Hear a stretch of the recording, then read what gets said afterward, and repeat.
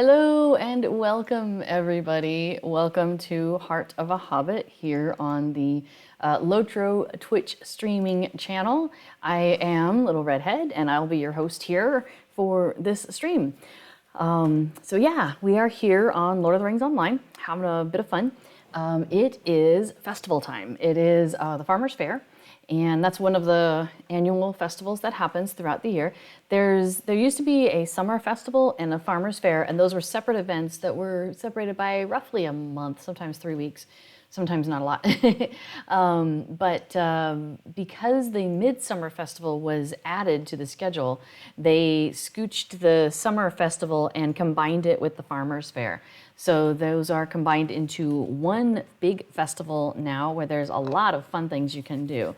So we are going to go off and check out all of that stuff. So if you have any questions about the fair, about the farmer's fair, about the summer festival, about LOTRO in general, anything at all, anything is on board, you can feel free to ask any questions that you enjoy. How do you get the golden egg? So yeah, right. I don't know the answer to that one. I didn't say I'd have answers. I said you can ask anything. I didn't say I'd know the answer to everything. I know the answer to a lot of things. I don't know the answer to that one. I've been trying to get the golden egg for a while and not been successful. So what B4 is talking about there is in this festival, there are a couple of wacky little side games that you can play. And one of them is this thing called the egg scramble, where you're over at Sanson's farm and the chickens are laying eggs in the middle of things, and you just got to run around and pick them up. And there's some deeds. There's some deeds associated with those things. So, for example, let me pull up my deed log. So we're going to look under Class Race Epic. I'm going to go to the second tab here, which is our Race and Social tab. And we are looking for, so Egg Scramble.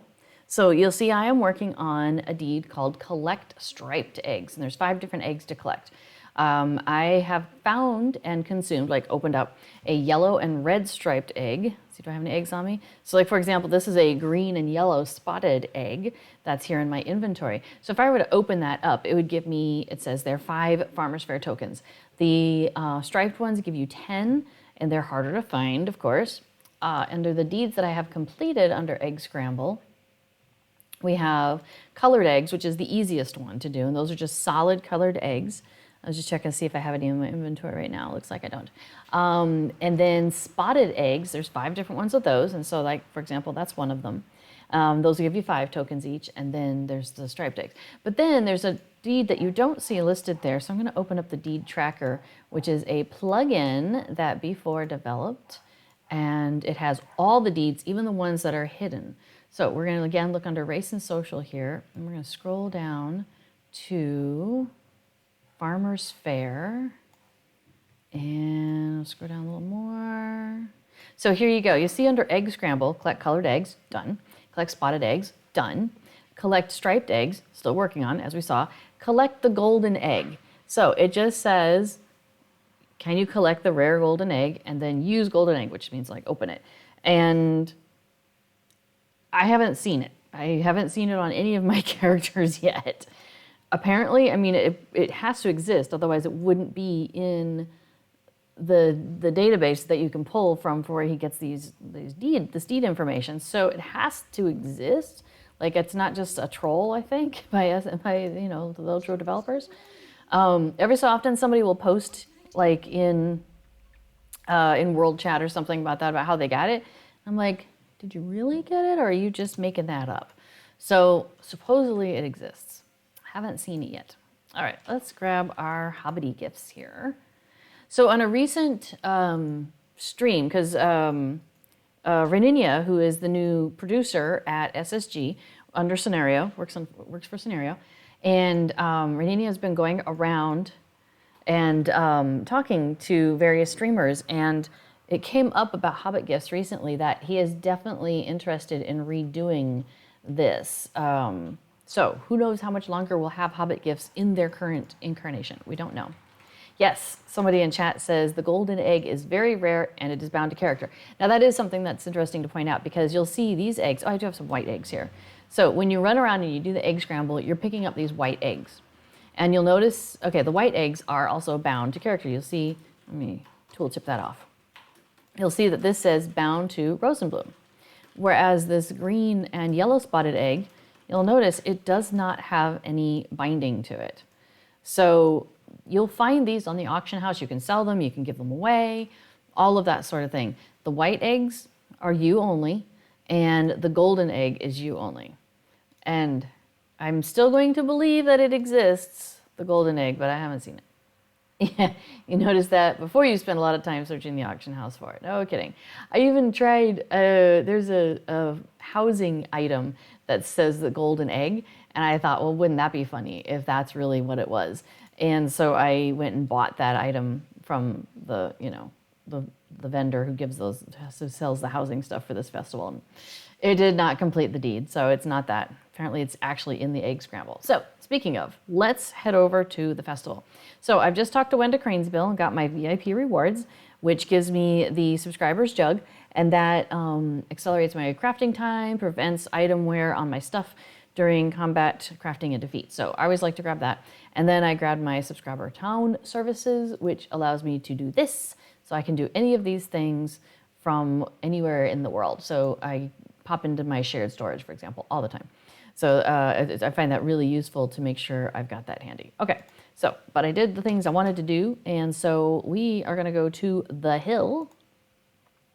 Now, if I wasn't a hunter, I could go over to the stable master over there, and the stable master also has traveled to the hill for 1 silver. So that's an easy way to get to it if you have a house in LOTRO. You can just go to the stable master in the middle of town. But I am a hunter, and I have bound myself, my campsite fire, to this particular one because that is so useful during the festival, particularly this festival where everything's happening around here. So we are going to go talk to our daily quest giver. And if you have, we'll just do a little recap here that almost all of the events that LOTRO does, especially these big festivals, you have somebody who gives you a daily quest. So in this case, it's Campanula Chub, and our daily quest is called A Sunny Fair Day. And what it does is if we participate in 10 activities today, well, once we have participated in 10 Farmers Fair activities, we can turn this back into her, and she's going to give us a bonus of 10 Farmers Fair tokens. So you can really crank up the tokens with this. It's fantastic. So let's see. What else was I going to say? Oh, you can pick up this quest and drop it off any day. You don't have to drop it off the day you receive it. However, you cannot pick up the daily quest again until the next server reset. So I want to make sure that I turn this in today if I want to do the fair again tomorrow and get this wrapper. So that is important for me because not only do I want to do the wrapper, but then this wrapper, so a sunny fair day, if you do a sunny fair day 5 times, I will finish the Fun at the Fair intro. I haven't been coming consistently and doing the festival on these characters. I've been over on Treebeard. We're on Laurelin because I hadn't done the festival at all today, so I wanted to make sure I had a fresh, clean character to show you on the stream today. So yes, so I want to make sure that I do a sunny fair day as often as I can because when I finish this intro, I'm going to get a bunch of Figments of Splendor, I'm going to get a bunch of Virtue Experience, so that's absolutely worth it. Also, when I finish this Fun at the Fair intro, right there, complete Fun at the Fair intro, it's going to complete Salutation to Fair Days, which is a repeatable quest. I've done it last year. And that will give me some Figments of Splendor and some more Farmers Fair tokens and all sorts of goodies. So you definitely want to make sure that you're getting in and doing the daily wrapper on a regular basis because that'll help complete those other things, which gives you even more and more goodies. Okay, so we are here at the party tree. There's the party tree. Hello, big tree. It's a big tree. You have to look way up to see it. There are a lot of things happening here. So there's a bunch of quest givers here at the hill. And then there's a bunch of quest givers down here at Bywater. So that's where we're going to spend most of our time today. Excuse me. So I'm going to pick up a bunch of quests here. We're going to talk to Lila Roper, and she is telling us that there's been a high number of incidents of kite crashes. People aren't terribly deft at kite flying during this festival. So we're going to accept her quest to go and recover some of the crashed kites so they can repair them and get them back up into the sky. So for example, this guy will be happy because he loves the kite flying, but he gets a little nervous about the idea of picturing himself up so high up in the air. But he says we should go and check it out. So we're going to do that. Now, Meliot Hayward over here, or Melilot, she has a bunch of things that she has just kind of absent-mindedly dropped as she's going along. She brought a bunch of food with her, and as she was going about and talking to people and interacting with people, she'd set her stuff down and then she'd forget one thing. So we're going to walk around and pick up a bunch of stuff for her. So for example, you can see already that all of the quest givers here are keeping us pretty much in this kind of a T in this area. And that's pretty much what these quest givers will do for us. Here's Foxglove Tunnely. Where did I just, oh, she also, unless it's a different Foxglove, is the one who's part of the In League, who's up in, where's she at? Up in Brockenborings, I think, who wants one of the In League things. Okay, anyway, she also has been enjoying the festival so much that she also has misplaced a bunch of her things. Not food, but other items. So she also has us going out on a hello, can you go find all my things quest. Now, one thing to note about this particular festival is, yes, you know how in a lot of the LOTRO festivals that they'll have something going on at the main location, and then there's a quest that is very similar between one in the Shire, one near in Bree in somewhere, usually around, around the town of Bree. Oh, Foxglove Grub, right, and this is Foxglove Tunnely. Good call.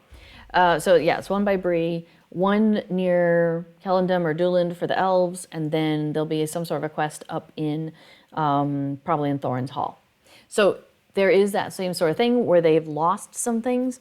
For the elves, you go to Dooland and he's set down a bunch of books, and you find those in various locations, and a really pretty mug or a glass goblet. For the Bree one, it's inside the town of Bree, but you gotta go all over Bree. And the dwarf one, he's lost a bunch of his stuff, and it's all over Thorin's Hall. So Foxglove Tunnely is our version of that here.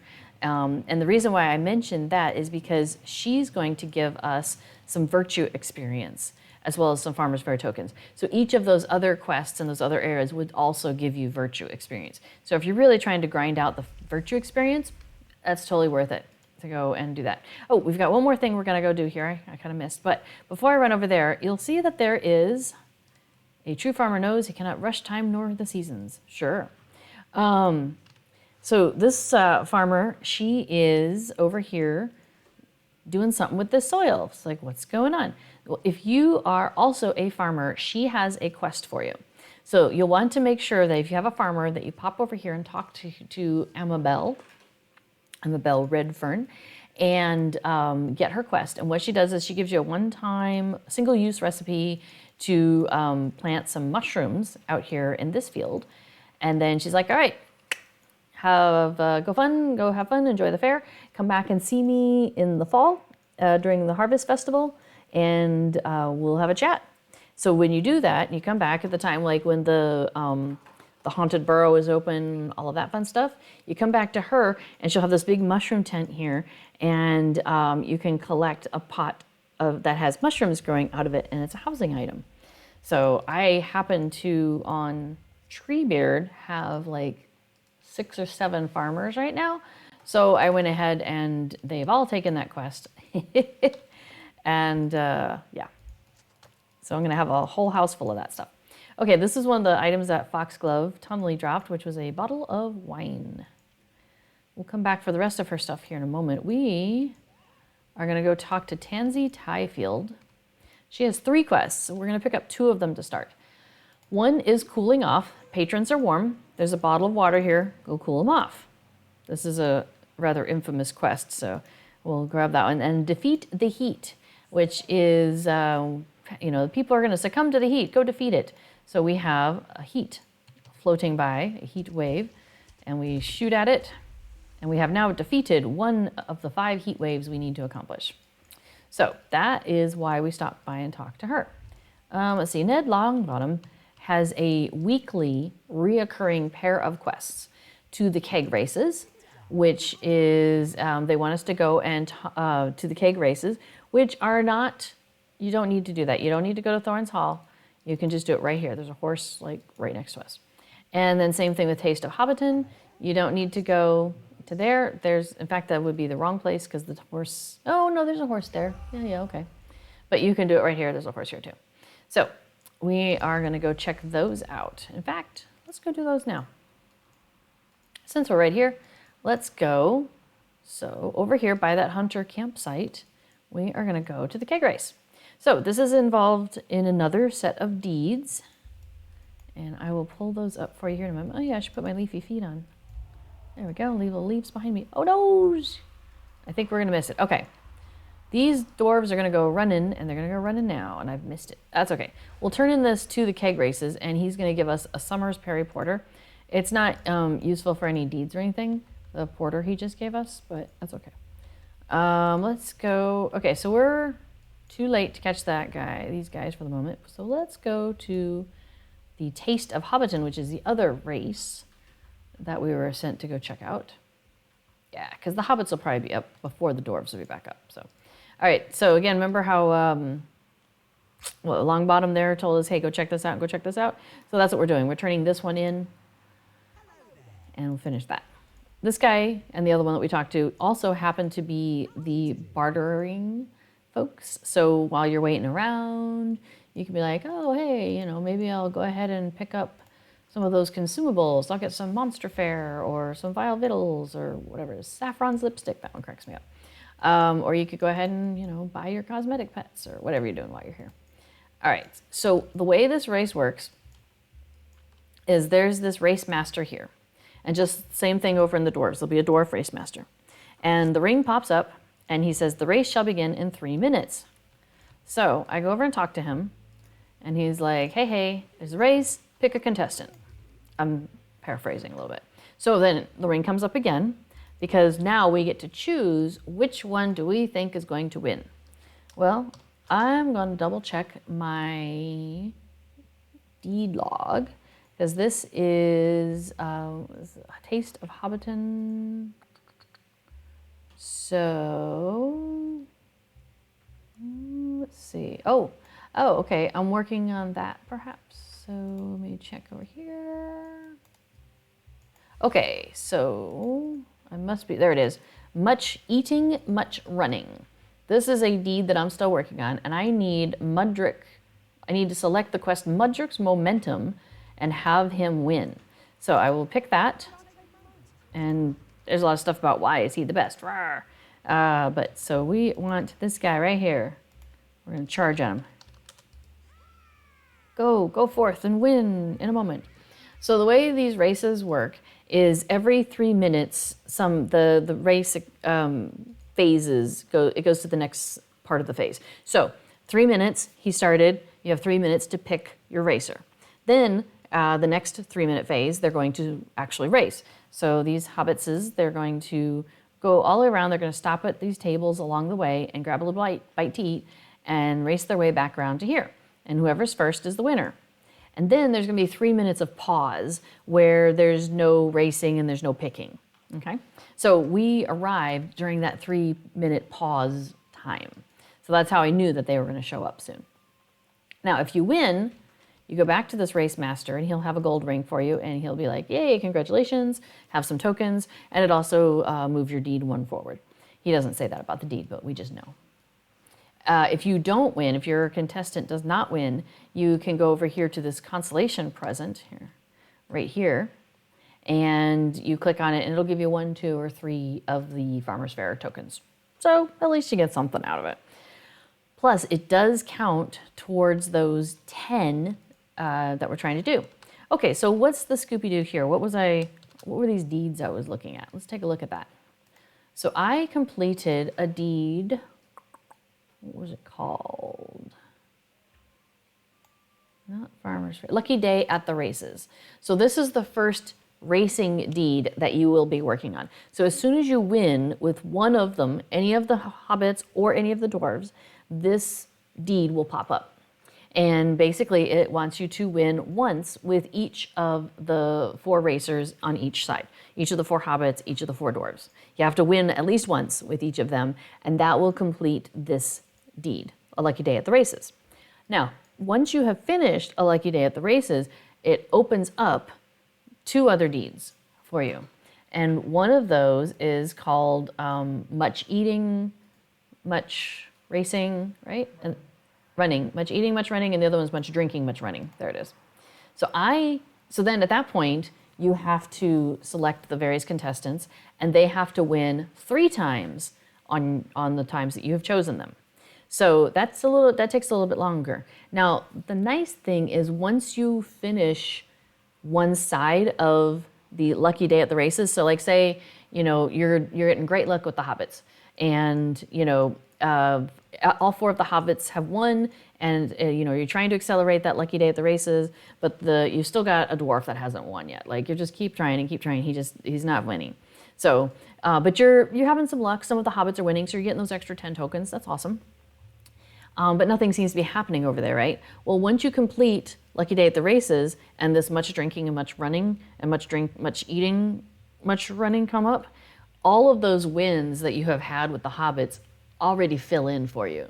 So it is worth, continuing to try to win these other races even after you've finished that first Lucky Day at the Races part of them, because it accelerates that a little bit.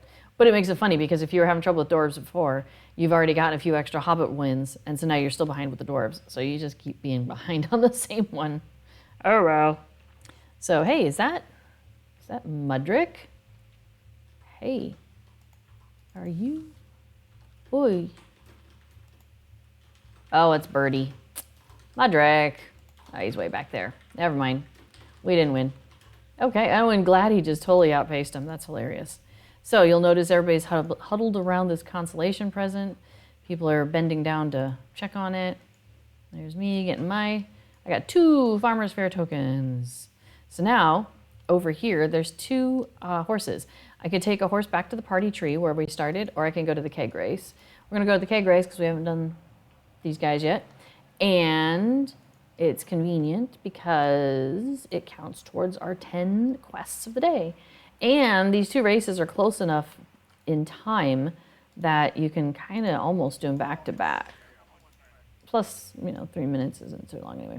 All right, we already know that I've finished with the dwarves, so I can pick anybody I want. So I'm just picking Colmar. Whatever. It is not essential to me, but I'm going to charge at him anyway. You can do this, Colmar. Yeah. So again, same things apply though. If we win, we get 10 tokens from R&R there, and if we lose, we get a consolation present. So that's all right. Okay, so I am, while I'm waiting, gonna go talk to this dwarf who's standing over here and punching the barrel. Maybe he's punching the. Oh, maybe he's kicking. All right. He's kicking the trolley there. All right, so we're gonna talk to him, and he has his sob story that he keeps playing the races and he keeps losing, and every time he loses, he gets mad and throws something. So, anger management issue, dwarf. We're gonna go collect his things for him because he's a doof. So here we go, picking up his stuff. Oh, the group-based someone always wins strategy. So what B4 is talking about there is, oh, and I should mention what I'm doing. I'm just making a circle here. The dwarf threw his stuff in a circle, basically, and I'm going the reverse way of the race. So, all right, it's typical of me. If you've watched my late streams before, you know I tend to do things in a big circle. That's what we're doing. We're doing a circle. Always do a circle. So yeah, over on Treebeard, we've got a pretty good kin going, and a lot of us were doing festival at the same time.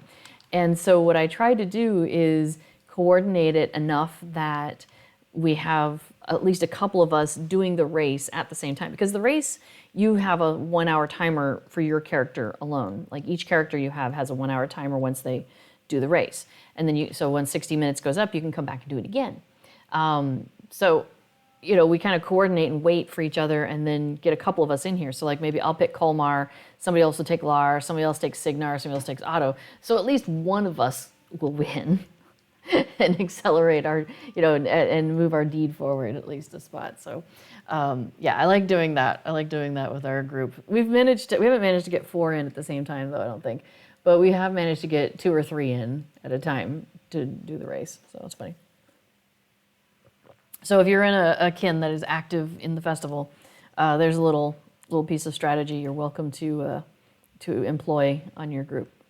All right, we've picked up all this guy's things. And he says, thanks, I'll get back to my sulking without worrying about at least all my stuff being missing.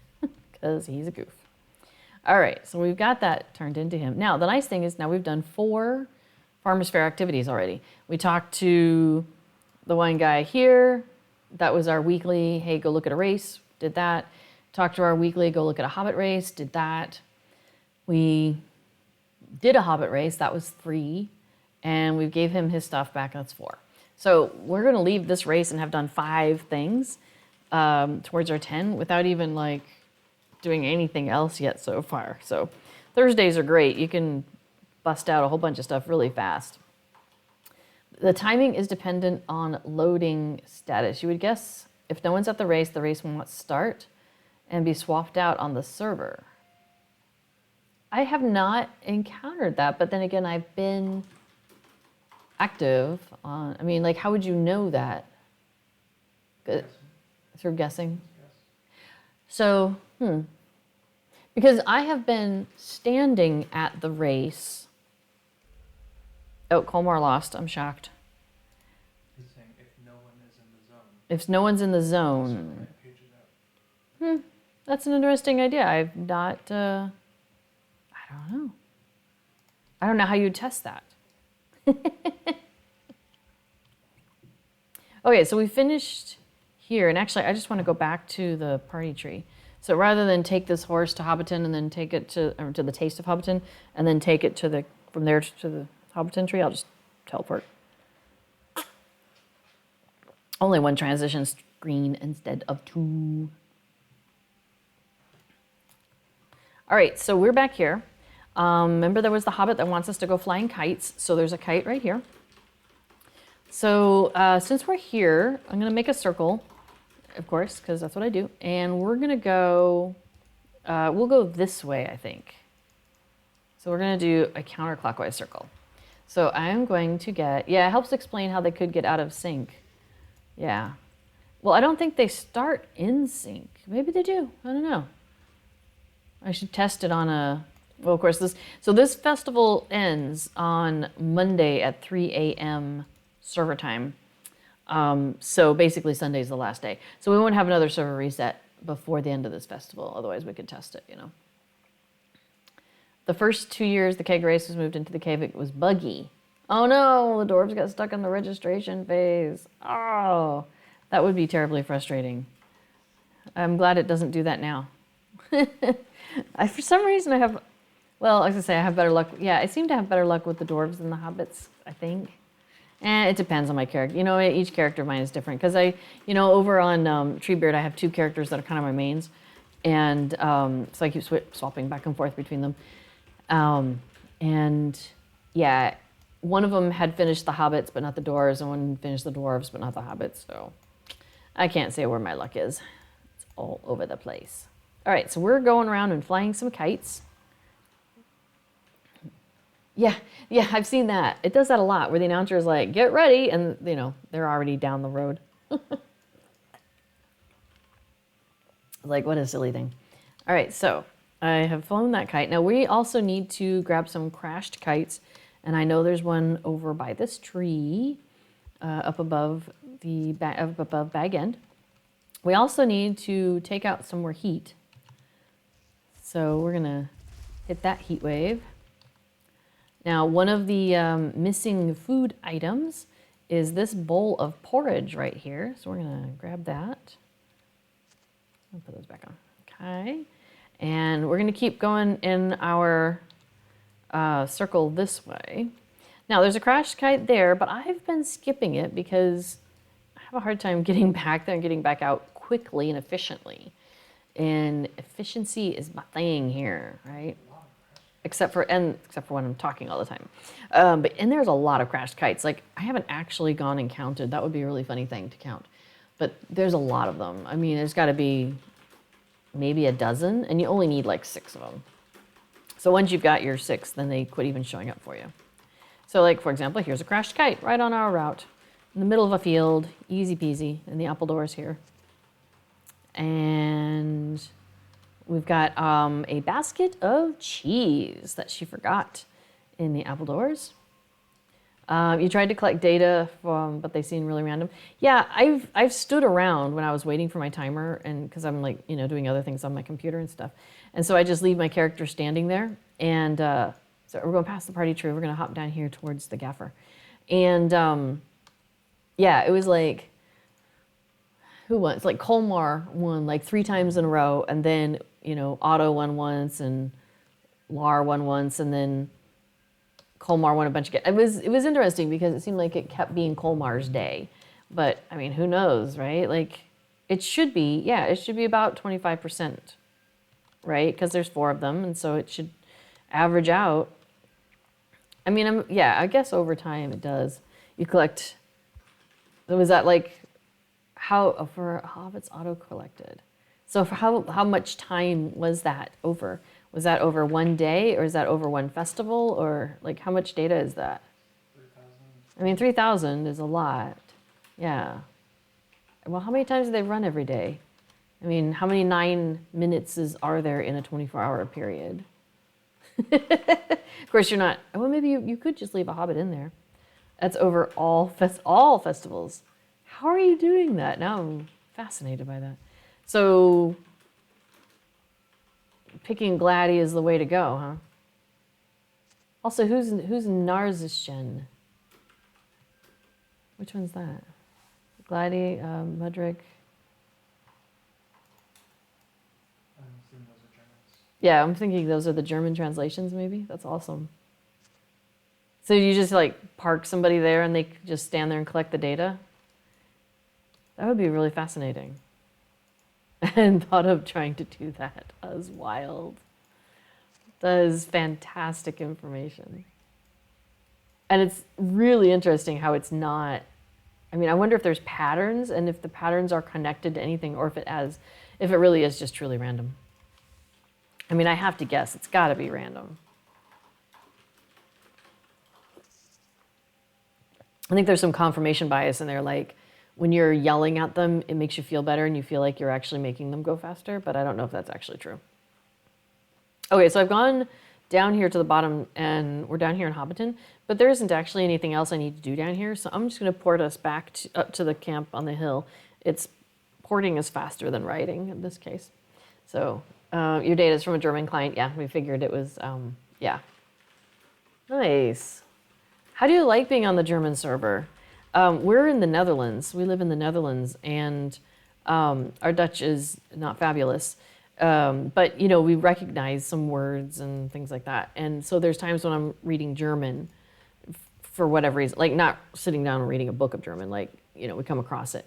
And I'm like, oh, I bet I understand what this is trying to tell me. Signar. So you've got fewer races for the dwarves than you have for the hobbits. That is really fascinating. How wild. Now, yeah, and I'll bet I have to guess at this point that it's different for each server then. The stats would come out different for each server. Wow, that's really fascinating. I wonder if LOTRO has any of that data, if that gets saved anywhere, or if it's just like goes off into the ether. This is really wild. Yeah. The first number is a total number of races. Yeah, so 26. So you've got 26, almost 2,700 races over the course of all the festivals by the dwarves, but over 3,000 races by the hobbits. Does that mean more people go in and hang out with the hobbits than? It's his client. It's auto-collecting one because she. Yeah. Hey, just right. Good to see you. Welcome. The blanket is here. I'm getting a couch, but for now I'm sitting in a big squishy chair. And yeah, I've got my blanket. Oh, I love having that blanket nearby. It's still not finished. I'm still missing about this much yarn that I need for it. But at this point, I may just leave it. I may just tuck it in and call it good. It's pretty funny. Yes, we have started our board game collection back into the shelves since we moved.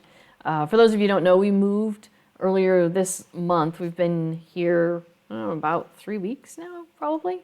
Because once the furniture arrived, we were here all the time. So the Dwarf Starter doesn't announce the registration phase? I haven't noticed that. So anyway, so I've got like some farmers festival thematic things going on behind me. I thought it might be funny. And I've got our map of Bree up on the wall back here. Oh, you know what we haven't done? We haven't taken care of enough of those heat waves. So we got to do some of that action. Oh, we missed out. Let's see if we can get in on this one. There's usually one that pops up over here. I kind of forgot about them. I usually do them as I'm running around. And there's usually one that pops out over here. There it is. Oh, you know, we also didn't pick up all the things for Foxglove Tunnely. So we will go over here. There might be a heat wave. And there's also, she left her teapot over here. Whoops, I moved. But isn't that just the cutest little teapot? Cute little heart on it. I like that. So, all right. Let's see. Is there another heat wave yet? Not yet. Okay. Well, we probably haven't picked up her book. That's one of those that I sometimes just walk right by it. It's up here on this rock. So there we go. Up on the rock. Grab the book. Oh, what did we miss? That's 4 out of 5. So let's see. We've got the wine, the teapot, the parasol, the book. So there's twine. There's wine and teapot. They kind of like verbally go together for me. So we'll go get the twine, which is here at the tree with the cat playing with the twine, of course. Yeah. Before is our household's plug-in knowledge base. So he's the one that created that deed tracker that I was showing you before. So, okay, so we picked up all of Foxglove's stuff, so we're going to go ahead and give that to her. She's like, thanks, appreciate it. And we've got all of her food, so we'll have a non-starving hobbit, always a good idea. And the scared of being high in the sky, but excited to watch us do it guy. And then we have the crashed kites. So you'll notice we were able to get 6 crashed kites without even trying hard. We still need another heat wave. So we're gonna keep an eye out here for one to come along. Usually I get 1 or 2 of them on the road, but I kind of forgot to do it. There's one. Let's see if we can get there before it's gone. It's funny because my character here is so high level that I take them out in one shot, and so do most other people. As opposed to on Treebeard, I've gotten used to, again, that we are much lower level, and it takes multiple shots to take out a heat wave nowadays. Oh, that blanket. You like the blanket? Yes. Oh, I love that blanket too. Here, I'll show you all what she's talking about here in just a second.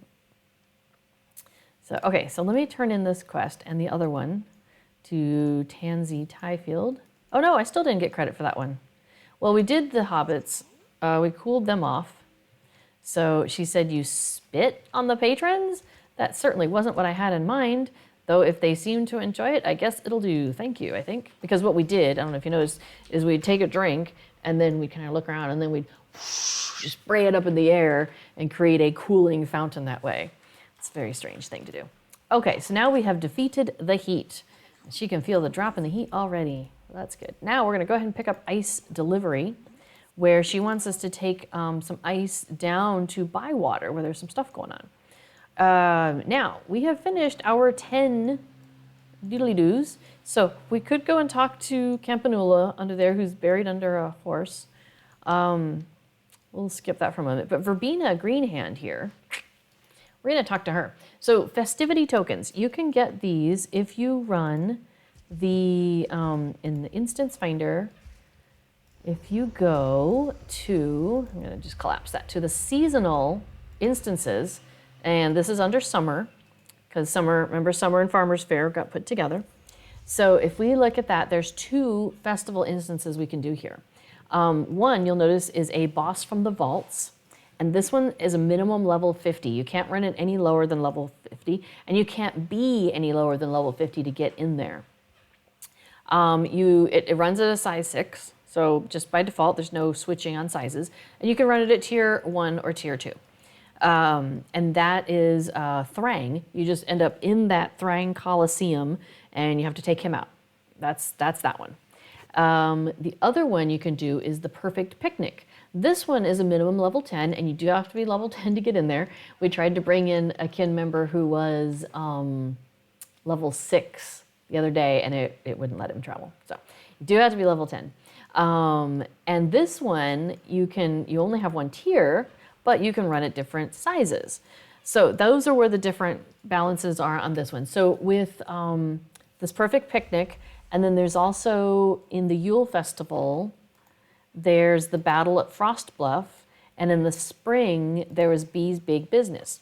So for those 3 different instances during that festival, you'll notice that you can run them at different sizes. There are, now we've got 1, 2, 3, 4, 5 sizes listed here, but there's actually 4 locks. So if you run raids, so for example, if I go to my raid locks, anything that I have run here that has, you're only allowed to do it once per day or once per week or twice a week or whatever it is, it'll be locked. That chest that you get at the end will not be available to you until that resets. So with with this one, the picnic chest, the picnic basket is the chest, and that's where you get your festivity tokens, which are different from the festival tokens. And I mention that because it's not something that everybody knows, and so I want to make sure that I make that as well known as possible, because it can be complicated for people to get that. So to get your festivity tokens, you have to run a seasonal instance. And you can run the seasonal instance at any size you want. There'll be the picnic basket at the end. In this case, you can run it as solo. You could run it as a 2-person or a 3-person and still get the same chest. You can run it as a 6-person, and you can run it as a 12-person raid. So those are the 4 chests. And so you get 5 festivity tokens each time you complete this, and get the chest at the end. So you could get it 4 different ways in one day. So you can get as many as 20 of these festivity tokens in a day if you really work at it. And there is a cap of 40 on this. So you really do have to keep an eye on that, but at the same time, it means that you have to run it regularly. Like, you can't get it all done in one day. You'll have to do it over multiple days if you want to get all the stuff. One thing I got was this picnic basket, or picnic blanket, and in the instance itself, at one point at the end, you're having a picnic with the mayor, and there's picnic food and the picnic basket and everything's on the blanket. And so that's what that is. It's the blanket with all the stuff on it. And it's delightful. It's really, really cute. Actually, I don't have one on this server. I'm gonna go ahead and get it. And you know what? I'll show it to you. Let me show it to you. We're gonna run home. Do I wanna put it at my home? Yeah, we'll put it there. I just noticed that my cooldown is 35 minutes. This week, travel cooldowns are on sale, so we're going to do that next. But first, we're going to figure out what is leaving my yard in order for the picnic basket to come in. Or the blanket, I mean. I think we're going to lose the mushroom ring for right now. Well, okay, whoops, push the wrong button. What do I have? What do I have in my yard? Let's see, I've got a chicken in my yard. Oh, I don't want to. Okay, well, that's a tough one. Do I keep the chicken? I think I keep the chicken. My characters on this server are known for having a chicken. They have chicken pets. In fact, I'm surprised I don't have my chicken house here yet. I haven't gotten to get it. Dum, dum, dum. Okay, so many things to do. First of all, the picnic blanket, it is a small yard decoration. Perfect. So we're going to swap it out. And I was able to just right click and swap them. And we're going to scooch this possibly a little closer to the front door. A little closer, a little closer. How close? How far will it let me move it? Because, you know, the housing decoration stuff has been a little wonky. It doesn't let you move away from the house sometimes. Okay, you know what? We're just going to put it right there in front of the door. I love it. And then my chicken, are you as far as you can go? No, you should come closer to the house too. There you go. You're keeping an eye on that blanket for me. I appreciate that. All right, let's see how that looks. Turn off our decorating. I feel like that statue, the beaver statue now looks a little close. Feeling a little claustrophobic there. So we're gonna move the beaver statue. And where do we want to put you? Can we put you maybe further? Nope, see, even though I'm still in my yard and absolutely in my yard because I'm like on top of other spots, it won't let me move it any further. Let's see. Okay, what if I go a little further? No, I can go there. Okay, beaver statue goes there. It was a gift and I absolutely love it. I think it's gorgeous. And the ingredient crate, I'm not happy with where it's at. So I'm gonna move it back out a little bit. I think it's too close to all of this wonderful little vignette we've got going on over here.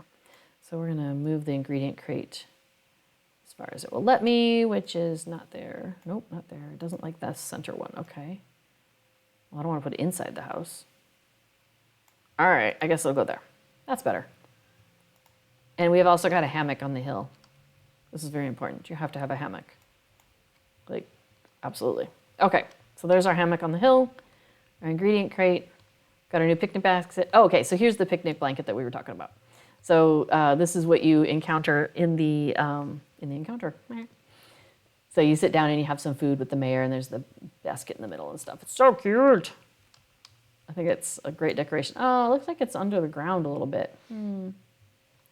Is it worth trying to move it or not? Let's find out. Not that way. Whoa, no, it's really, there's too many hills right here. The Shire is hilly. There is that.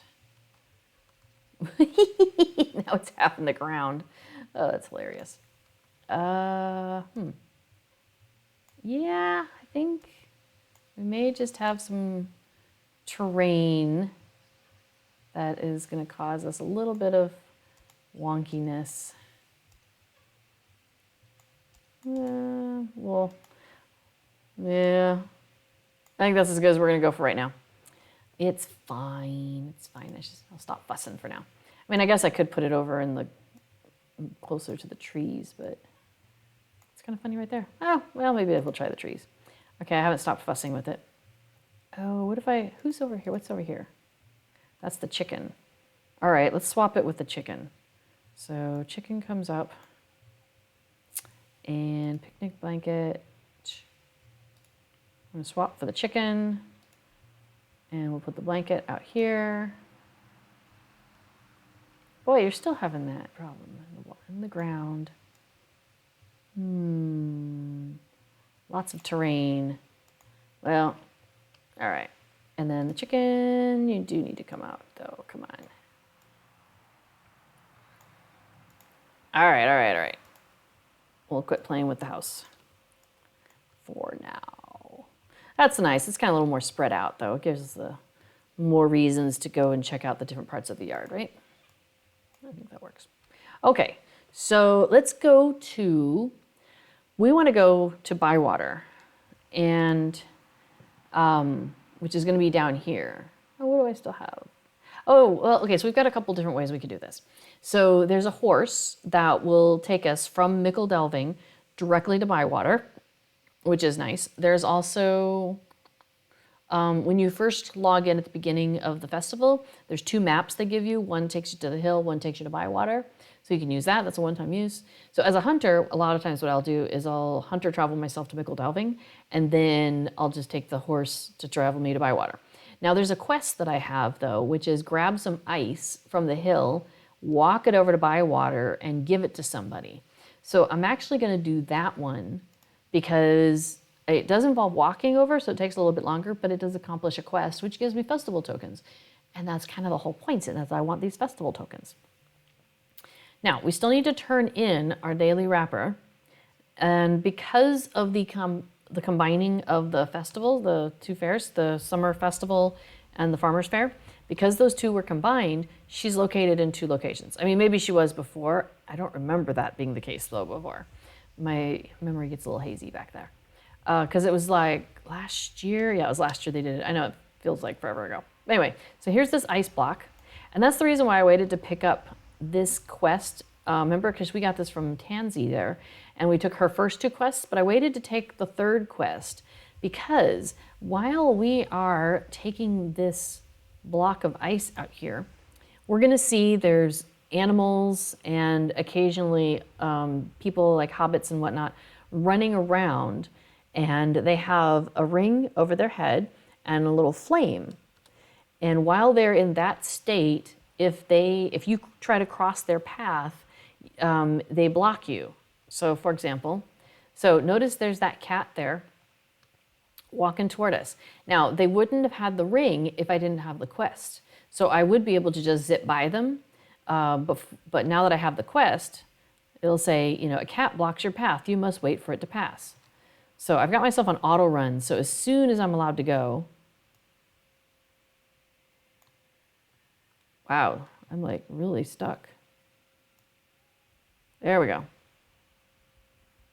So that's the reason why you don't want to go where they are pathed necessarily, because, you know, you end up having to wait. Now, I end up taking this route and you'll be like, but there's one in your way here. Yes, there is. This little guy over here, he keeps running over the bridge, back and forth, and then he comes out this way. So, but he runs away and then I can keep going. So it's usually not a very long path blocker. You'll notice there's somebody else, like I think an older Hobbit lady who walks along the path there where that person just came from. So you've got lots of options. You know, you can try all sorts of different routes and see which one you like best. But notice that we are coming into Bywater, and we've got our big old chunks of ice here, and they're going the same place I am. We're going to drop this off here with Blewett Goldworthy right here. So we need to turn it in, we need to talk to her. So ice delivery. So thanks, we've been out of ice. This is really needed. So, so that's another quest done. Oh, and I leveled up. They want me to go to Hitbold, but I haven't left the Shire. Hit who? I'm not hitting anybody. All right, so she now has another quest we can pick up. We're gonna go ahead and grab that. And she would like to give a gift to her friend Tansy Tyfield, the one that we got this quest from, who works tirelessly at the party tree. I think she deserves a treat to help her cool off. Hey, Mr. Hobbit, good to see you. So she wants us to take some of the frozen sweet cream from the vat, and then we're gonna add some honey and some fresh fruit and take that up to her. So first thing we do is that vat right there, we're gonna grab it. I tried to point on my screen, like you can see me pointing at my screen. I'm a little tired or something. I woke up abruptly, although I had been sleeping for a while, so I don't know. Anyway, the fruit that we want to put into her frozen treat is right here. Ooh, maybe I should have some ice cream after my stream. That sounds like a nice idea. Don't know if I have any fresh fruit to put in it, but it's chocolate ice cream, so it doesn't necessarily need anything. All right, and then the green dragon, we're gonna go in here because that's where we're gonna get the honey from poor old Barmy Rootnot. He is beleaguered. What is that person hitting? There's nothing in here. All right, some honey for dessert order for Blewett on the house, my friend. So he appreciates her hard work. All right, so we're gonna go ahead and mix it. You get a little icon there on your quest. So I am doing that. And so festival. So we are at the Farmer's Fair. And if you are not as familiar with the Farmer's Fair as like myself, which is absolutely normal to not be as familiar with it as I am, Fibro Jedi over there has, I put the link in the chat. Fibro Jedi has a fantastic guide, and talks through, all the different places you go, all the different quests there are, how to find various things, all of that. So that is really, really super useful. And if you want to see any of the housing items, you can go to the website of D&Co de Mieux. And this is their 5-year anniversary this month. So you definitely want to head over there. They're having a giveaway if you comment on things, and you could win one of these bugs. So yay! You should definitely go and check out their website. They work so hard as well, both of them. Fibro Jedi, we are supporters of him and his work, and we went ahead and supported D&Co as well because I find that the work that they have done and providing that information out to the LOTRO community, it just makes my life so much easier when I'm doing these festivals. There's times like with that picnic blanket, and I was like, what does that look like? Is that something I want? And I looked at the D&Co page, and I was like, oh my gosh, it's got all the stuff on it? That's fantastic. I absolutely do want that. I thought it was just the blanket, and I was like, that's okay, whatever. But then I saw it has all the stuff on it. I was like, okay, now I understand. I do want that. So, but I wouldn't have necessarily known that had I not gone to their website. So just a little shout out to two websites that make all of our lives easier when it comes to doing the festivals. Now, over here, we have a gathering of hobbits, you may notice. And so I will point out that Campanula Chubb, who was our quest giver back at the party tree, she's right here also. And so we can actually turn in our wrapper to her. So we've done our 10. She says, come back tomorrow. I have more rewards for you. Hooray. But look, she has a ring again. So we're going to click on her again because we just finished Fun at the Fair intro because we did it 5 times. She's like, you've celebrated for 5 whole days? Wow, I'm impressed. Here, have a little reward I set aside for you. So we get all this cool stuff. Oh, what's my figments level? I don't have it tracked on there. Hang on just a second. I want to change Figments of Splendor. I'm going to right click on that, and I want to show that in my tooltip. We'll close that. And so now when I hover over that, okay, I've got 3,000. The cap is 10,000. So I wanted to make sure I wasn't close to cap. All right, so then she's got the other wrapper that finished. So, oh wait, no, this is picking up. This is picking up Fun at the Fair Intermediate. So if I do another 5 days, then I will get another bundle of goodies. So we'll go ahead and pick that up. Friday, Saturday, Sunday, Monday. No, I'm not going to do 5 days. I've only got 3 days left, but it's okay. Pick it up anyway. Why not? Just in case they extend it or something. They usually don't extend the festivals unless there's some like extenuating circumstances, like a large blackout in some area or something. But yeah. But right now I think they're or a global pandemic. But right now I haven't seen anything that would indicate that they're going to extend the festival. So, but you never know. Things happen. Could be a surprise. Okay, so we have 2 horses over here, and one of our quest givers kind of alluded to that at one point. So one of these says horse to Sanson's farm, and the other one says horse to Bam Furlong. So we're going to take the horse to Sanson's farm. So you just right click on it. It's one of those auto travels. Shoop, off you go. And we are going to. So this just took us from where we were over here at Bywater, and zoop, brought us right all the way over here to Sanson's farm, which is kind of over by Mickle Delving and Little Delving. So we're gonna go over here and we're gonna talk to our doodlebug, Wymark Grub.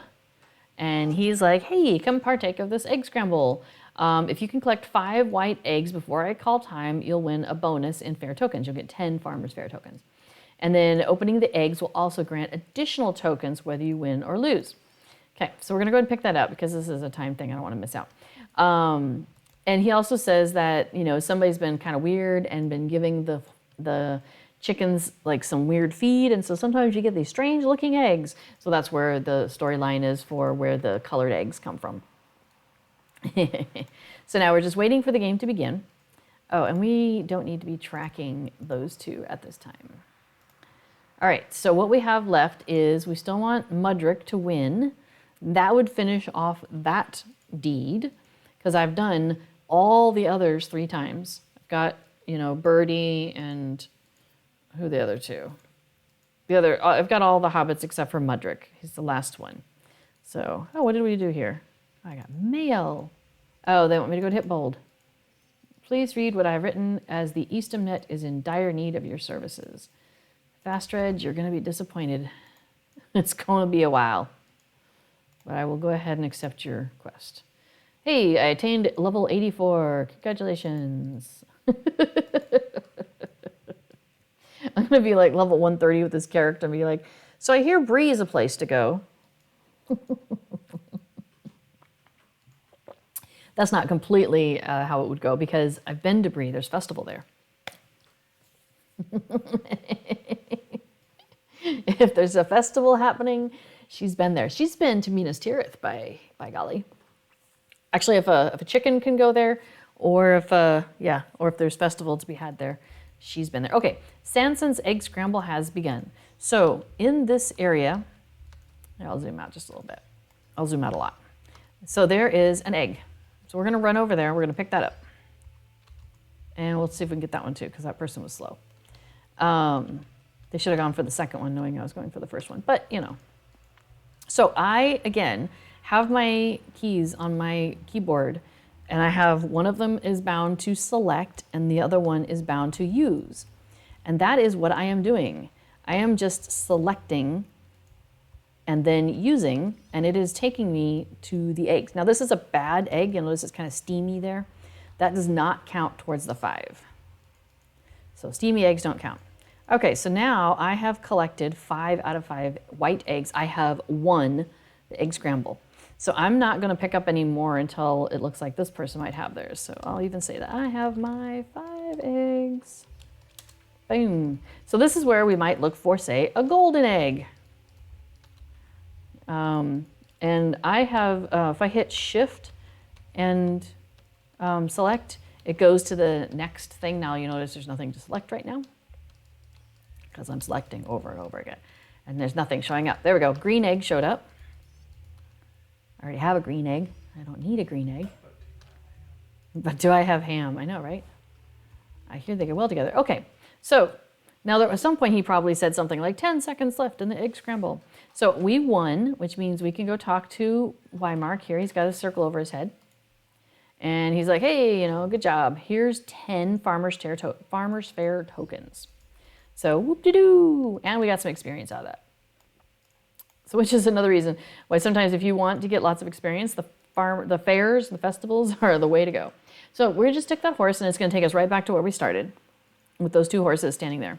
Now we're going to go ahead and check out this other horse, the one to Bam Furlong.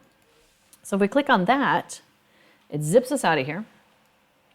And here we are. Now we are way over here by Farmer Maggot's farm. So we were, you know, over here at Bywater, and it just teleported us out here. So like if you need to go, I don't know, see the Tower of Stock for, you know, the exploration deed, this is a great way to do it. So now he has got a quest, and that is basically we're going to go into the field and try to eat all the mushrooms. But Farmer Maggot might be hanging out over at Bywater having a chat with some of the other farmers, but he did leave his dogs here. So we need to not get caught by the dogs. So you leveled a character to Cap last year just doing festivals. That's awesome. I think I spread my time out so much that not all of my characters get maximum experience, perhaps. Because like you can see, like Rosenboom here, she's been, I haven't been doing festival with her or her sister Adamantia every day. Okay, so again, we're going to do the same thing where we do the select and use, but we are going to use judiciously, as in, notice the eyes that are on this map, they are coming. We do not want to be where they are, because those are the doggies. And if the dogs see us, then we are out. But until they see us, we can collect mushrooms. And so I have now collected 4. Now, some mushrooms are white and give you 1 festival token, and some mushrooms are various colors. And the various colored mushrooms give you, first of all, they give you 2 festival tokens, but then they also sometimes have funny effects. So, for example, notice I just turned really, really small. It's fantastic. Now you can try to scoot around the dogs. You just gotta be really careful. They don't tend to like reverse direction, but sometimes they stop and then they do change direction. So if they do that, you wanna get the heck out of there. Now notice they went from being eyes to being rings. That means I've got my 8 mushrooms and I have 1, which means I can go talk to the announcer and get my 10 tokens. But I mean, I'm here and I know these mushrooms are worth more festival tokens, and more festival tokens means more goodies. So, oh, you know what? That dog's heading right. So notice how that dog just walked right across that ring or across where that mushroom was, but now he's left. So I do that a lot where I kind of circle around and come in behind them, because as soon as they walk over something, they tend to keep going. So you want to just be careful you don't end up on the same spot of land where they're standing. And I'm not perfect at this game. I've definitely lost sometimes where you get seen. Now you got to make sure you don't leave the field. If you leave the field, that ends your participation in the game. Oh, check this out. So this was, there's some scarecrows. Yeah, see, like he was a scarecrow. And sometimes if you eat a wacky mushroom, it turns the scarecrows into some of the baddies from the game. So that kind of cracks me up. I enjoy watching that happen. Oh, somebody else got that one. Let's see. Again, I'll try and maybe come in from behind. Yeah, then the dog walks away. I like it. He looks like he's going right there, isn't he? Yeah. All right, Wolf, what are you doing now? And he's coming my way. So we'll just go around behind him. And there we go. You never understood this game until now. Well, I'm really glad I was able to help you. Yeah, I've noticed other people are like, hey, I never win the mushroom hunt. And now that I've kind of figured it out, I win almost every time. Now, I will say that, like, notice there were a whole bunch of other people in there, and it didn't really interfere with my game. Yeah, I'm going to turn this in real quick. But there's been times when, like, I go to a mushroom, somebody else is getting it. I go to a mushroom, somebody else is getting it. And, you could panic at that point. But I will point out that after I got my 8, notice how long I was still in the field wandering around and picking up mushrooms. So you don't have to rush. You've got plenty of time. It seems like it goes for a good 3 minutes or something. Yeah, if you're losing mushrooms to other players, don't worry about it. A lot of times, so again, because I'm doing select use, well, it's going to select the nearest thing. And if other players are doing the same thing, they're going to select the same mushroom you just selected. So what I do is if I find that I'm doing that a couple times, I'm like, okay, they're obviously doing this area. I will go to a different area of the field and try and come up with, just start finding mushrooms over there. So for example, I'll just run around in here. So say, I'm selecting and I find a mushroom over here. And I get there and there's another person grabbing it. And I select the next mushroom and it's over here. And there's another person, that same person is going to get it. Well, obviously they're kind of chilling out in this part of the field, right? So maybe the dogs are at the bottom. So maybe I'll go over here and okay, the dogs are going up along the side maybe. Okay, cool. So I can go down here. And by this point, that other person has probably gone towards the top. So I'm able to kind of, outmaneuver. And I just go and pick a different part of the field to try out for a little while. And if they end up there, then, maybe I'll get to the mushrooms first, or maybe I don't, whatever. But I had plenty of time, is what I was trying to say.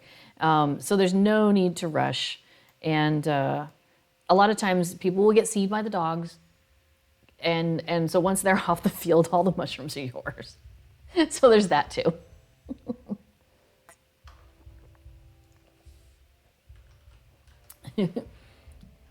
All right, so what's going on? They corner like a tugboat? Who does?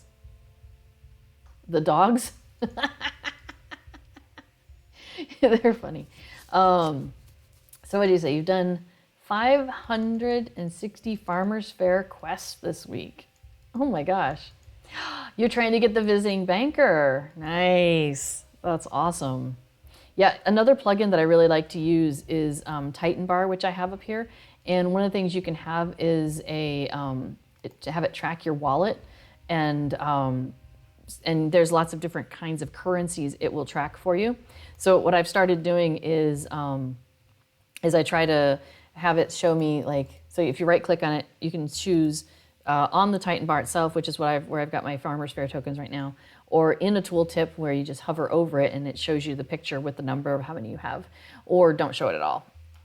So I've been working on making sure I've got my figments there too, so I can keep track of where I'm at and am I close to the cap or am I close to the number I'm trying to get to and stuff like that. I wasn't tracking figments on there before, but I've started doing that and I found that really, really useful. So you keep getting seen by the dogs. So again, if they are going in a path, they tend to keep going forward. So what you can do is instead of trying to outrun them, because outrunning them won't work. They are faster than you at times, especially if you've had a wacky mushroom and you're like hobbling along. So turn right or turn left, like take a hard turn. And even if they're arcing, you can usually hard turn away from them and then loop your way so you're kind of behind them, because they will keep going.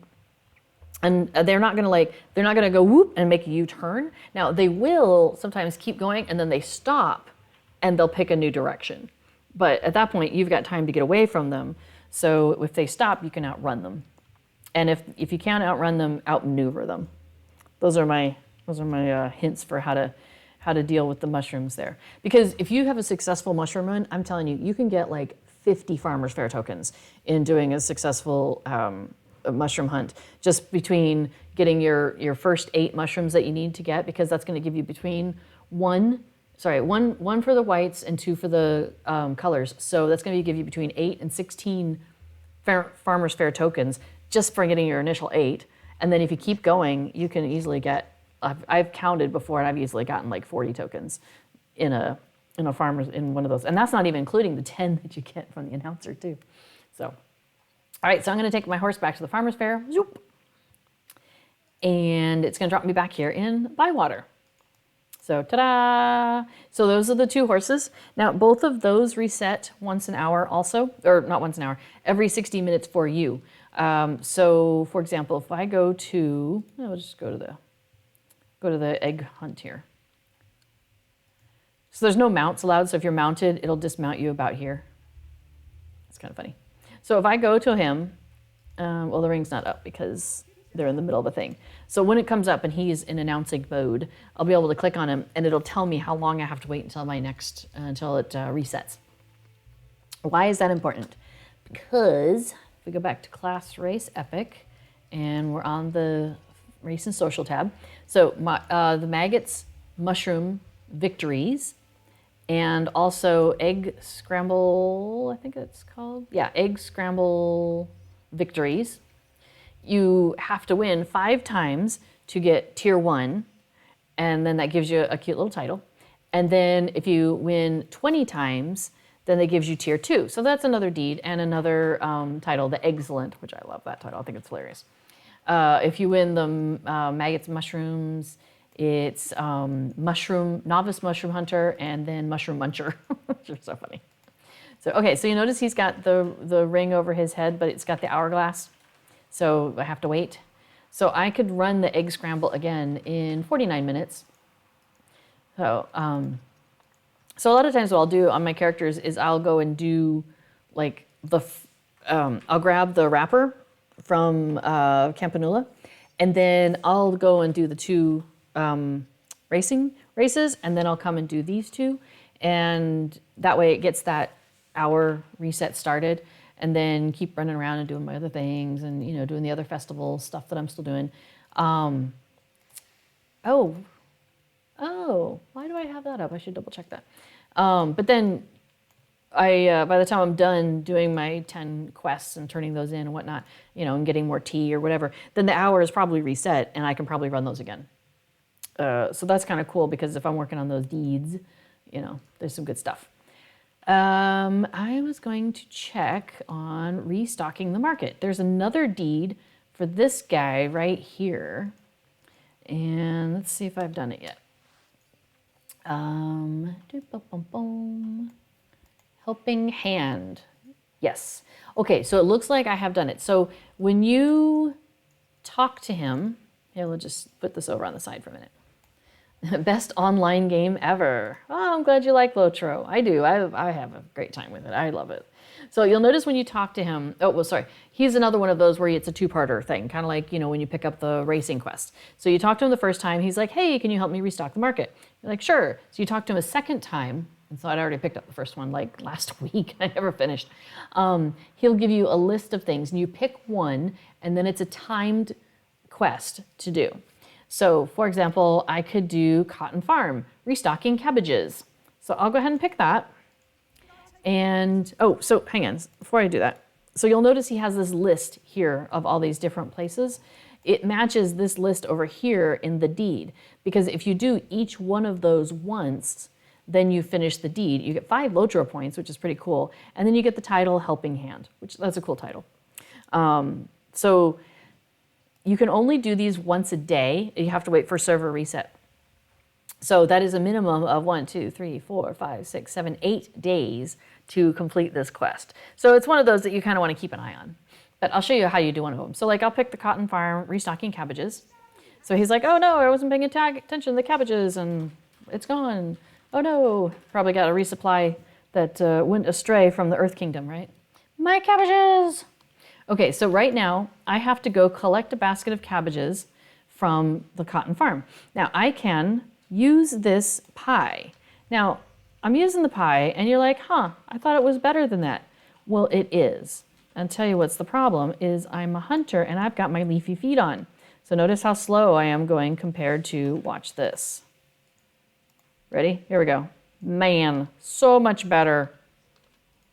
Oh, it's right, I can't do branches. So now I'm back to nothing, and it looks about the same as my leafy feet, really. So eating the pie, it has a duration of, 20 seconds, and it has a cooldown of 20 seconds, so it matches up. So, all right, I'm gonna grab these cabbages, and I picked this one because I knew it was close by. And then now I'm carrying cabbages, so I can't do anything else. I can't interact with anybody else. I can't pick up, branches that I can't pick up. Like, there's nothing else I can do, but I can use the pie and go really, really fast. Zoom, zoom, zoom, past the 3 farthing stone, back down here to the market, just slide down the hill, and here's our guy. I'm going too fast, I can't slow down. And he's like, oh, thanks, you're the hero of the farmer's fair. And we give it to him, and we've completed that quest. So one of the things that Mr. Hobbit over here was playing around with and put into a blog post that he did, which was there are other quests that you can do in this area, and some of them send you out into the area to do other things. For example, this person is helping all of these customers here, and she could use some help. And one of the customers wants you to go yell at 3 different people who aren't doing their jobs. Whatever. I think it's a stupid quest, but I go ahead and take it anyway because I like the Farmer's Fair tokens. So she sends you into the Green Dragon to yell at a guy who's asleep behind the bar. And then you go up to the mushroom tent to yell at somebody up there. And then you go up to the methyl stage and you yell at somebody up there. Now, you can mount up. That's what I normally do is I just mount up and ride around to get those 2 and then come back. But if I had, say, if I was doing, the Cotton Farms one, for example, that's right here, I could use the pie, run, get her quest, get the pie quest, run in here, run up to there, run up to the methyl stage, run back to Cotton Farm, and come back, and it would turn in his thing because that's a timed quest, and then turn in, her thing because that's also a timed quest. So that's one way you can kind of like double up and get that bonus for the run, which is nice. Now, even if you don't need it, you could just take the pie quest and just not complete it, I suppose. Would be another option. All right, so I need to get Mudrug's momentum still. So let's pop back up to the hill because we're gonna just hunter travel up there. And we're gonna see if it's been an hour. I bet it has. I bet it has. So, Are you not using reminders? Not for this character. When I was really, so on Treebeard, I was kind of trying to grind it out and make sure I really was trying to finish those quests with my two mains over there. So I was using the reminders plugin, and you can have it set so that when a quest completes, it counts it down to when you can do it the next time, and you tell it, you give it information and it tells it for you. It just pops up on your screen for you, which is great. So I was using reminders on that one. So every time it got to be an hour later, it would tell me, hey, you can go do this quest. So I've got 7 minutes before they're ready for me. Okay, so we'll come back. Let's just go back, and because we're going to go take the frozen dessert to Tansy Tyfield. Again, we have our 10 quests. I don't need to do any more of this, but I like the tokens because there's a lot of stuff I still got to get. I forgot I hadn't got chickens from my yard. I had chickens already, like I got them last year, but I put them in one of our alt accounts yards, in the cousin's yard, and yeah, I forgot I left them there.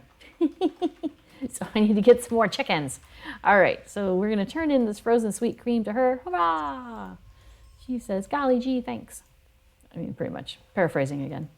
Okay, let us go over here. So speaking of spending tokens, we've got a couple of folks here. So Dill and Kaltha are our 2 festival rewards vendors. There's the fireworks vendor. So if you are still working on that fireworks deed, you can buy those. If you are trying to do the thing in Bree where you give them like 1 hobbit, 1 man firework, 1 dwarf firework, 1 elf firework, you can buy one from her. Well, you can buy as many as you want from her, and you can turn those in for festival tokens or for the summer days fireworks, which is that one, which I've already done. You only need to do that once to get the fireworks, to get that summer days, because it's a reusable firework. It's not a one-time use, which is great. The quartermaster, you can talk to her if you have fish that you want to turn into other things, or if you have tokens and you want to buy the fish, because there's a welcome mat, the summer welcome mat, and you can only get that by trading in a fish and some tokens. So you could go catch the fish, or you could just give her some tokens and she'll give you a fish, and then you give her the fish right back with some more tokens. It's a silly thing, but there you are. And you could get the welcome mat. So,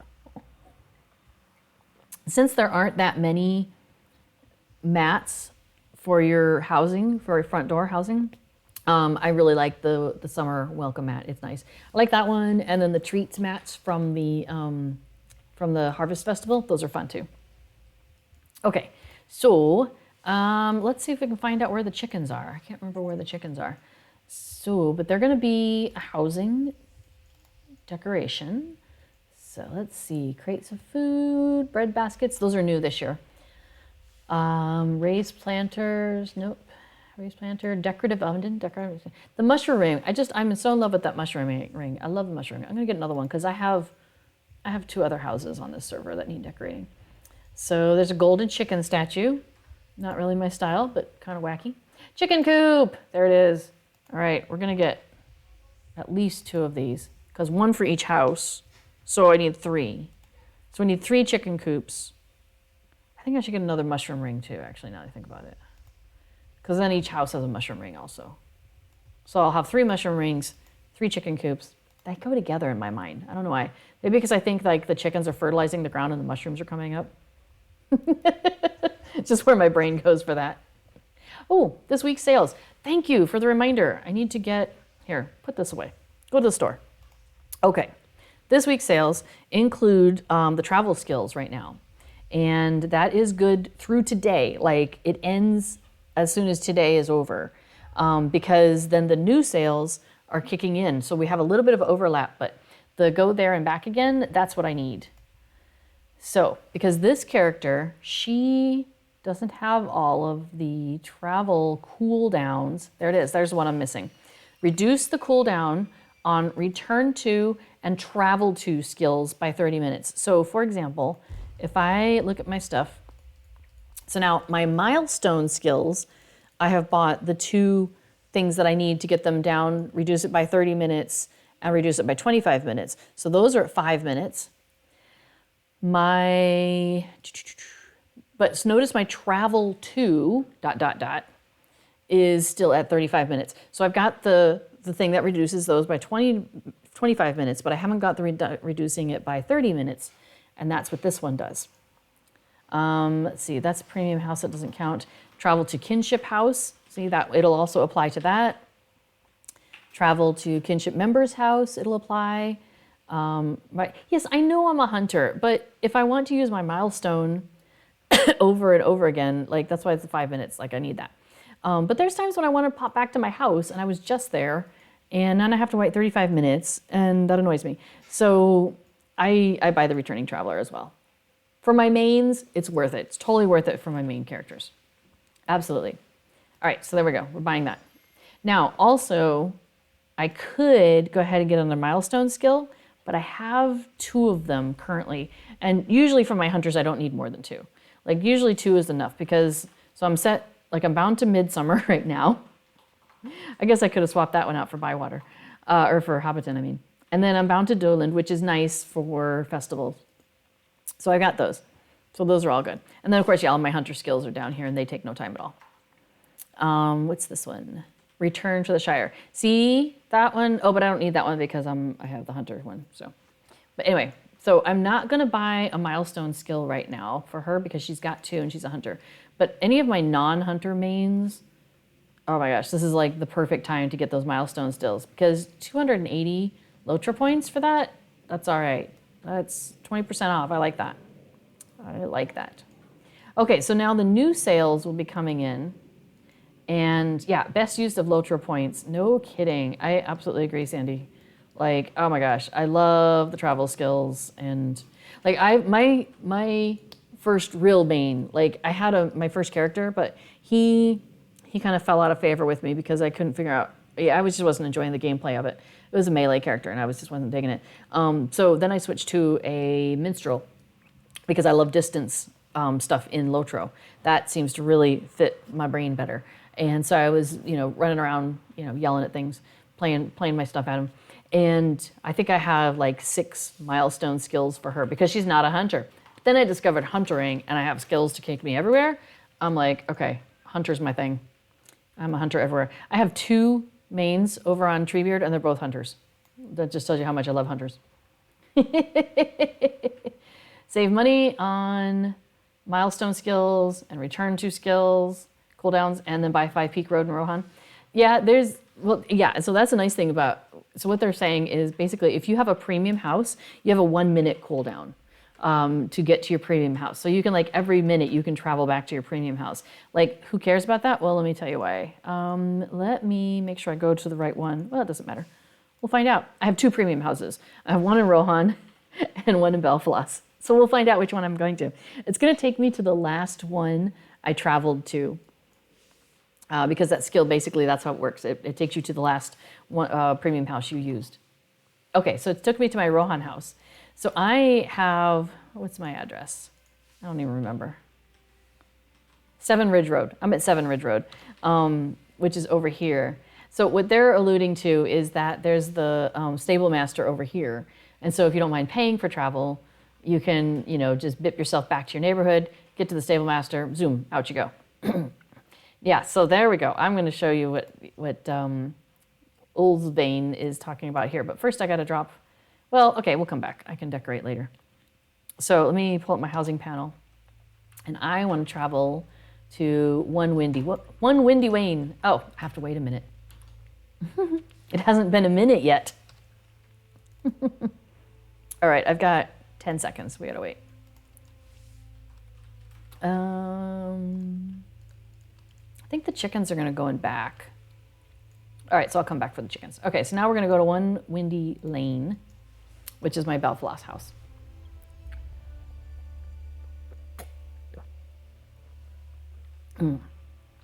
So, yes, and the milestone skills. Does the house cost more than the milestone skill? So yes, I see the conversation that's happening there. And yes, the house, now, if you get a small, they're not a lot of them out there, but if you get a small Belfalas house, you can get one for 150 mithril coins. So, I mean, I'm not sure, I can't remember what that converts to in LOTRO points anymore. But yes, but as they're saying, basically, the house is usable by all of your characters, whereas the milestone cooldowns and all of that are per character only. I wish they had an account version, but they don't. So what Ulsbane was talking about there is I have purchased for this house my Shire Stable Master's Stand. So when I click on it, it's just kind of like the the housing, like the person where you buy all the stuff, the supplier, you get a person who pops out. And I've got the Hobbit version, so she's the Hobbit. I got a female Hobbit one. She pops out, and I click on her, and it's all of those stable master places, just like you get from the far-ranging stable master. Although I swear there's more on here. There's a lot of stuff that's I can't go to because I haven't been there yet. It's not unlocked for me yet. Oh, I haven't even been to Galtrev yet. One of these days I'll take her out exploring. We'll see. So that's one thing that's really awesome, because you can come back here and use your stable master over and over again. Like I can get to South Bree, I can get to the party tree, I can, so that'd be like if I was not a hunter and I was, and I had this and I had my premium house, I could be like, get to the party tree, do a whole bunch of stuff, get down to Hobbiton, be like, oh, I wish I was, or get down to buy water and be like, man, I wish I was back at the party tree. Well, travel home, travel to the party tree, boom, I'm there. So yeah, it's just wild. Okay, so the dwarf races are probably available. Okay, so speaking of, we're gonna go back to the party tree, but I'm gonna use my hunter skill because I don't have to pay for it. Yeah, One Bay Road is cheaper than doing it through Mithril. So anyway, so there are definitely places in Belfast that get you right next to the stable master. Lots of options there. So those are some of the fun, different little tricks some of us use to get from one place to another really quickly. Yeah, I see Druid's Fire's jumping in there. Thank you. Yeah, and then talking about where to get LOTRO points. And if you actually look at the deed tracker, it will tell you how many LOTRO points you still have yet to earn in an area. So I'll show you that in a second. It's kegs I don't care about. It's the hobbits I want. I need Mudrick. We'll go back over there in a minute. So if you look at the deed tracker, this plugin that I'm using, so for example, Boss from the Vault's Thring. If I did Fuming Fumaroles, there's 5 LOTRO points there that I have left on the table.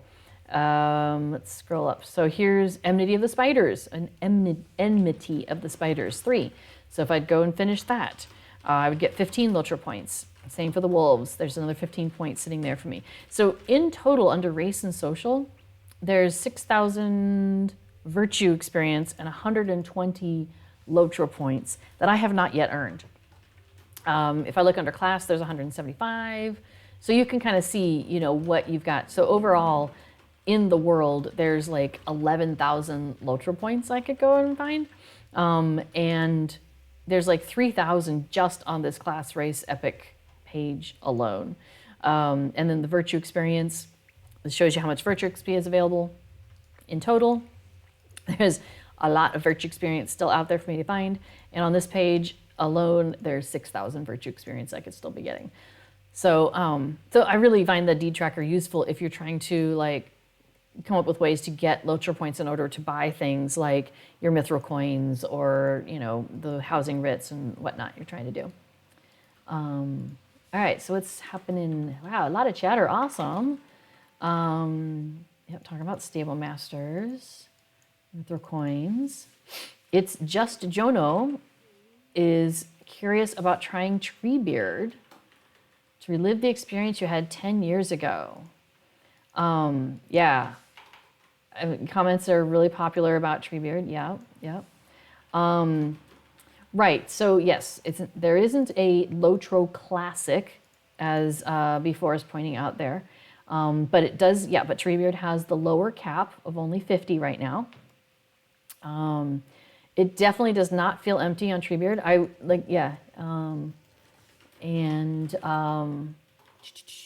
Content is gated. Yeah, so Moria has not come out yet on that server. That is correct. Yep. So, yeah, there's no such thing as LOTRO Classic, as Druid's Fire says right there. Yeah, Druid's Fire always knows a lot of this good stuff.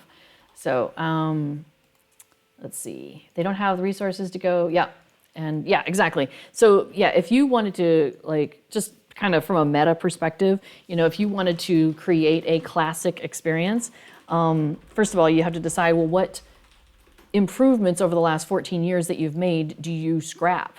You know, do you get rid of the virtue tree and go back to having to do specific quests in order to unlock specific virtues? Do you ditch some of the balancing that's happened over time?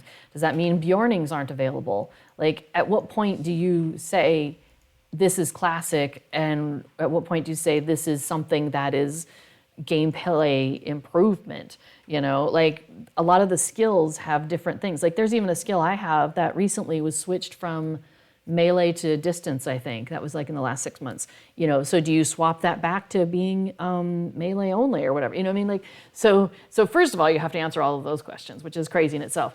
And then you have to hire a team, which is, you know, a whole nother thing. Talking about classic Rift and things like that. Yeah, so they were talking about, and who was talking about this? Was it, I can't remember. Somebody at SSG, and I'm not an SSG employee, I'm just a volunteer who enjoys the game, right? In fact, none of us who stream on this channel regularly are SSG employees, with the exception of Cordovan. He is the community manager, and he streams on Fridays at noon Eastern time. So definitely check him out, because he's always got lots of good news and then chit chat. But so anyway, so the rest of us are just volunteers. So we're just like, you know, picking up the news just as much as you are, basically. So these are the things that we know. But then, you know, I mean, like, you know, my sweetie is a software engineer, so he kind of understands sometimes when they say something. He's like, oh yeah, totally get where you're coming from. You know, things like that. So there was something that they were talking about with some of the old instances, the original instances, and that changing that code, like taking some of that and trying to tweak it, would have the potential to break a whole bunch of things. And so they have to be really careful about touching any of the older stuff. It's really interesting. And I can't remember which interview that was, but I found that really fascinating. You're cooking in Mickle Delving on Treebeard, and there's 8 other players there. That's fantastic. So yeah, Rift, we played on Bombadil last summer, which was a PvP server. Well, it was a deeding server with PvP enabled, is really more accurate. But we had a lot of fun with it. And because it was capped at 50, yeah, we spent a lot of time doing those the Rift of Ner'zgashu and the Dragon Wing, Ghost Wing, Chicken Wing, whatever, that chain of things. It went from ridiculous ganking to ridiculously polite. It really did. It was so funny. Bombadil was so funny because, yeah, early days, people were like, you know, I'm level 20, level 5, pew, pew, pew, pew, pew, you know, taking out these poor people that are just coming out of like the instance, the beginning and stuff. It was just like, what are you people doing? Like Adso's camp was crazy for a while because you'd get there and like, boom, you're dead. And there were people that were like camping Adso's camp just to take people out who were in the area. You're like, I just want to talk to the jerk over there to give Adzo his money back. And they're like, no, you know, and you're down. So it was crazy. I got really good at moving and shooting at the same time, which I'd never had to do before. So it was neat in the sense it helped me skill up as a MMO player, as an MMORPG player, you know, so that was kind of fun. But yeah, so people who were big on PvP weren't getting like, it wasn't scratching that itch that they were hoping for. So a lot of those folks were like, this is boring, and they left partway through. They were like, whatever. Whereas some of the rest of us were like, we're having a good time. This is fun. Like we had gotten into a kinship that was one of the bigger ones on that server by the time things got moving. And so we always had people to play with, and, you know, there was fun things to do. And, you know, we always were able to group up, so we weren't running solo, which was great. So we had a good time. And so, yes, by the end of it, like, people are like, hey, anybody need to do Rift? I don't care what faction you are, let's go. And so it was really funny because there was 2 factions, and you could shoot each other, right? You could attack each other if you're on the other faction. So you had to be really careful if you were teaming up, not to mistakenly hit them or hurt them. So there'd be times when we're like, there's one person from the other faction and the rest of us are of this faction, and we're like on opposite sides of like the giant dragon to make sure we don't unintentionally hit them, or like, get behind me so I don't hit you. It was really funny. Yes, that was so funny because the Midsummer Festival opened during Bombadil. So that was really crazy because here I am on Bombadil. We're trying to, grind our way through every deed. Like we were spending every spare minute we had. Like as soon as work was over, we were like on Bombadil, and we were on Bombadil the rest of the night, and like go to bed. First thing we do is, like get on some Bombadil, and then, work time, and then back on Bombadil. Like it was crazy. We were just grinding through it. And I'm a festival junkie, right? So having the two of them at the same time was insane.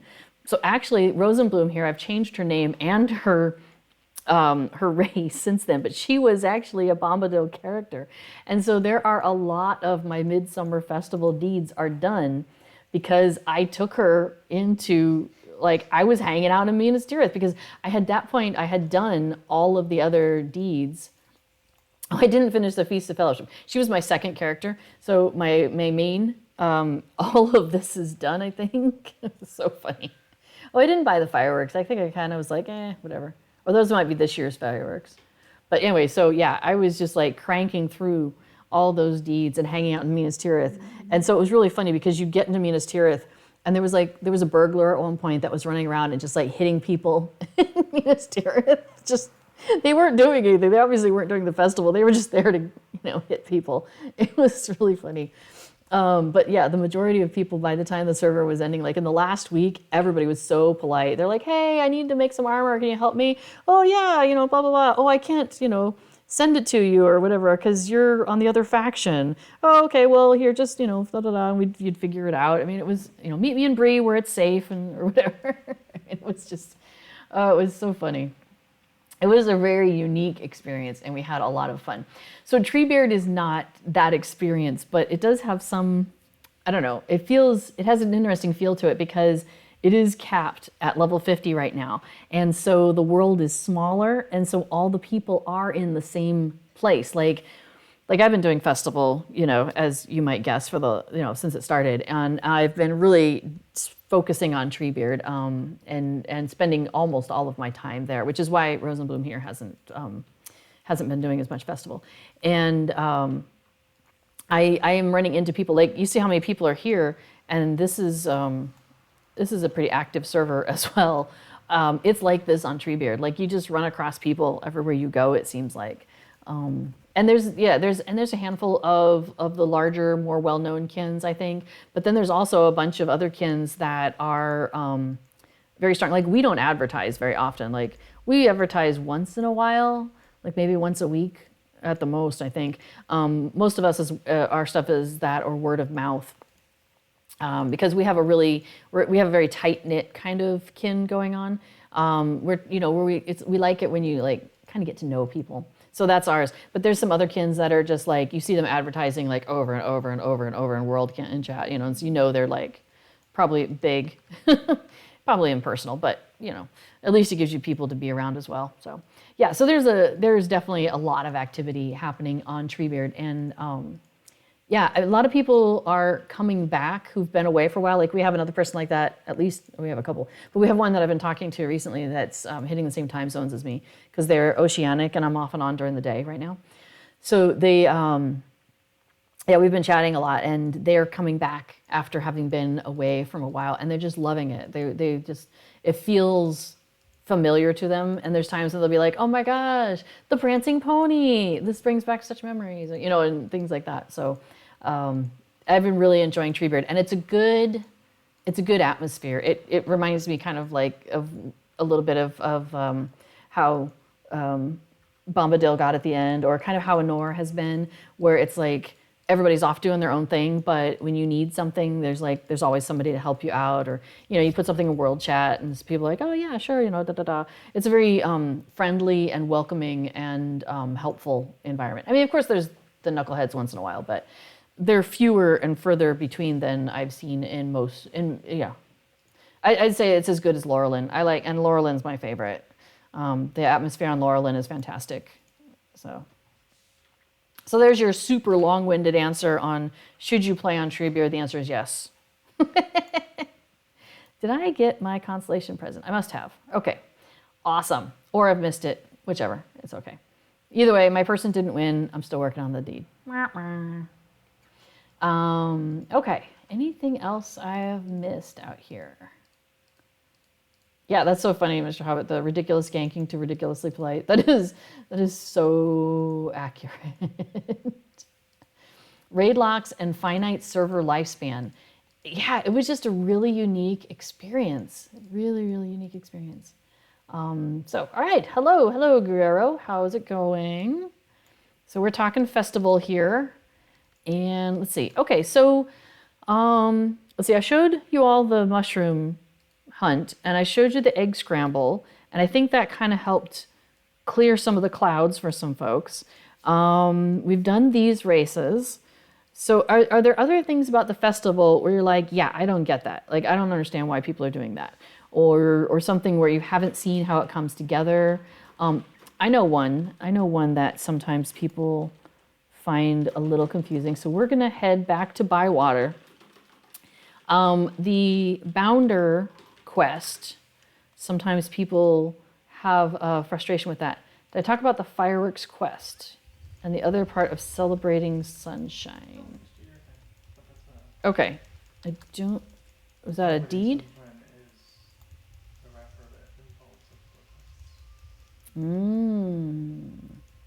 That's this one? That's this festival? Yeah. Maybe? Let's see. Feast of Fellowship, that's Midsummer. There's a bunch of consumable deeds in this festival, by the way. Like Saffron's lipstick, that's one. Started working on it. I finished it on another character. Oh, launch green fireworks. Oh, I got a ways to go. That's actually an anniversary one, but you can buy the fireworks here as well and work on that. Master Blaster, once I finish those, I'll get Master Blaster. We already talked about that one. So, okay. He's saying don't worry about it. He is not worried about that deed. So yeah, so we're going to pop down there and we're going to look at the Bounder thing. Actually, while we're out and about, I'm going to rebind because I find this useful, even on a hunter, to be bound to Hobbiton during this festival. And then I just zip over from here rather than riding to the stable in Mickledelving. So we aren't going back to Midsummer anytime soon, so we're fine with that. Sweet, thank you. I like how it goes whoosh when you do a thing. Other quests?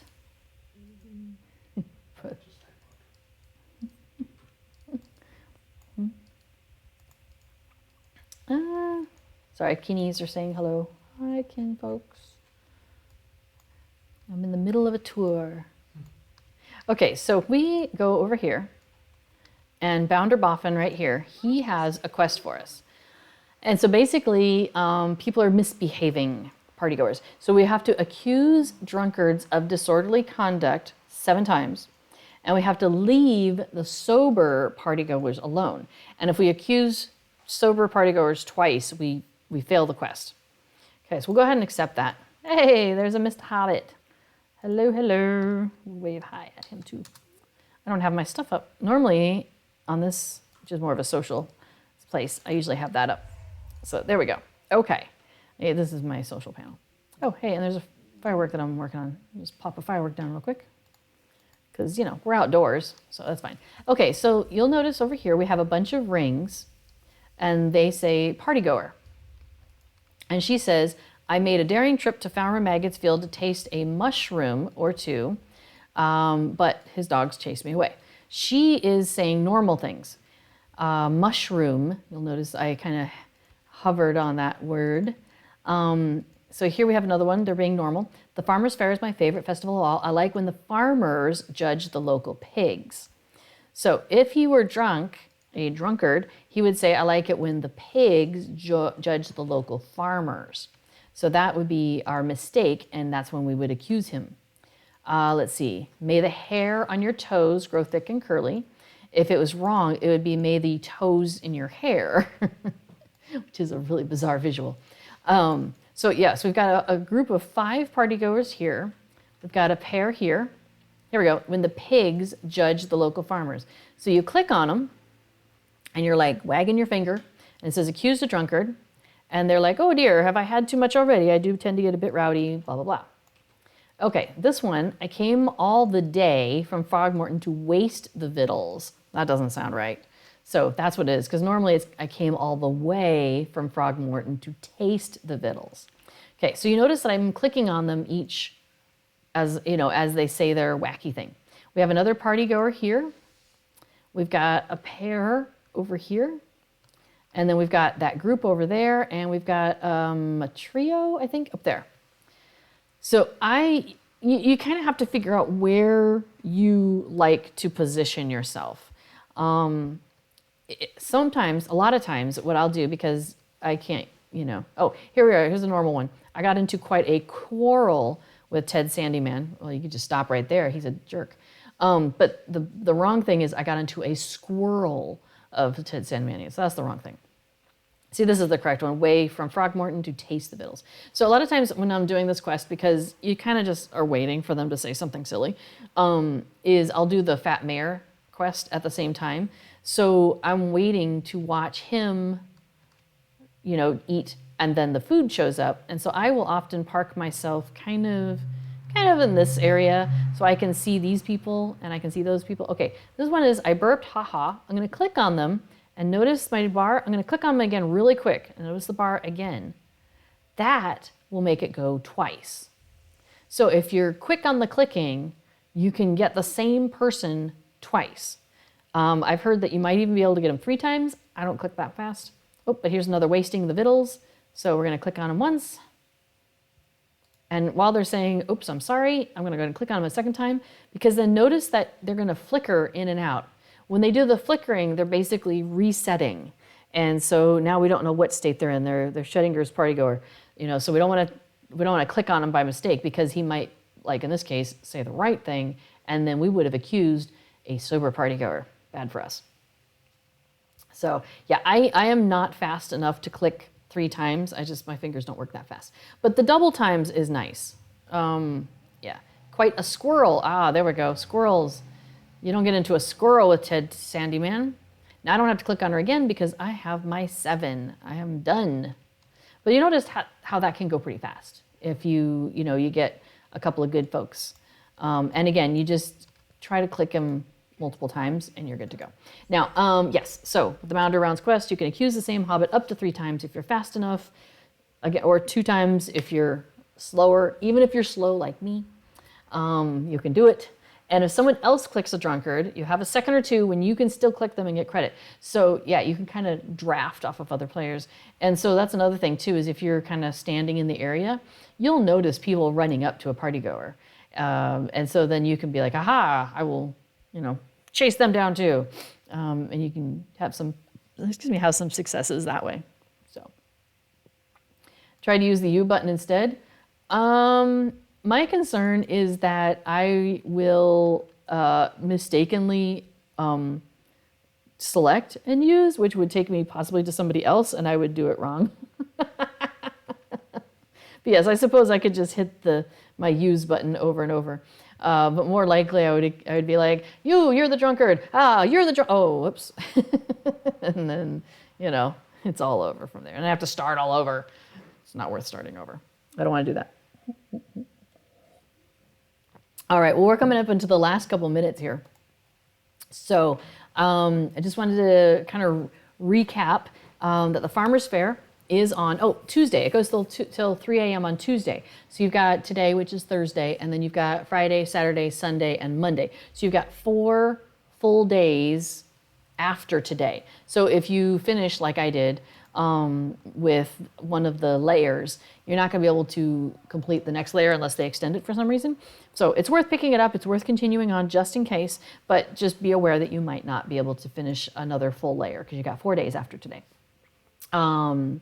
Let's see. Okay, so yeah, so we are in the last week of the Farmer's Fair for this year. So go buy all the goodies, get a lot of good stuff.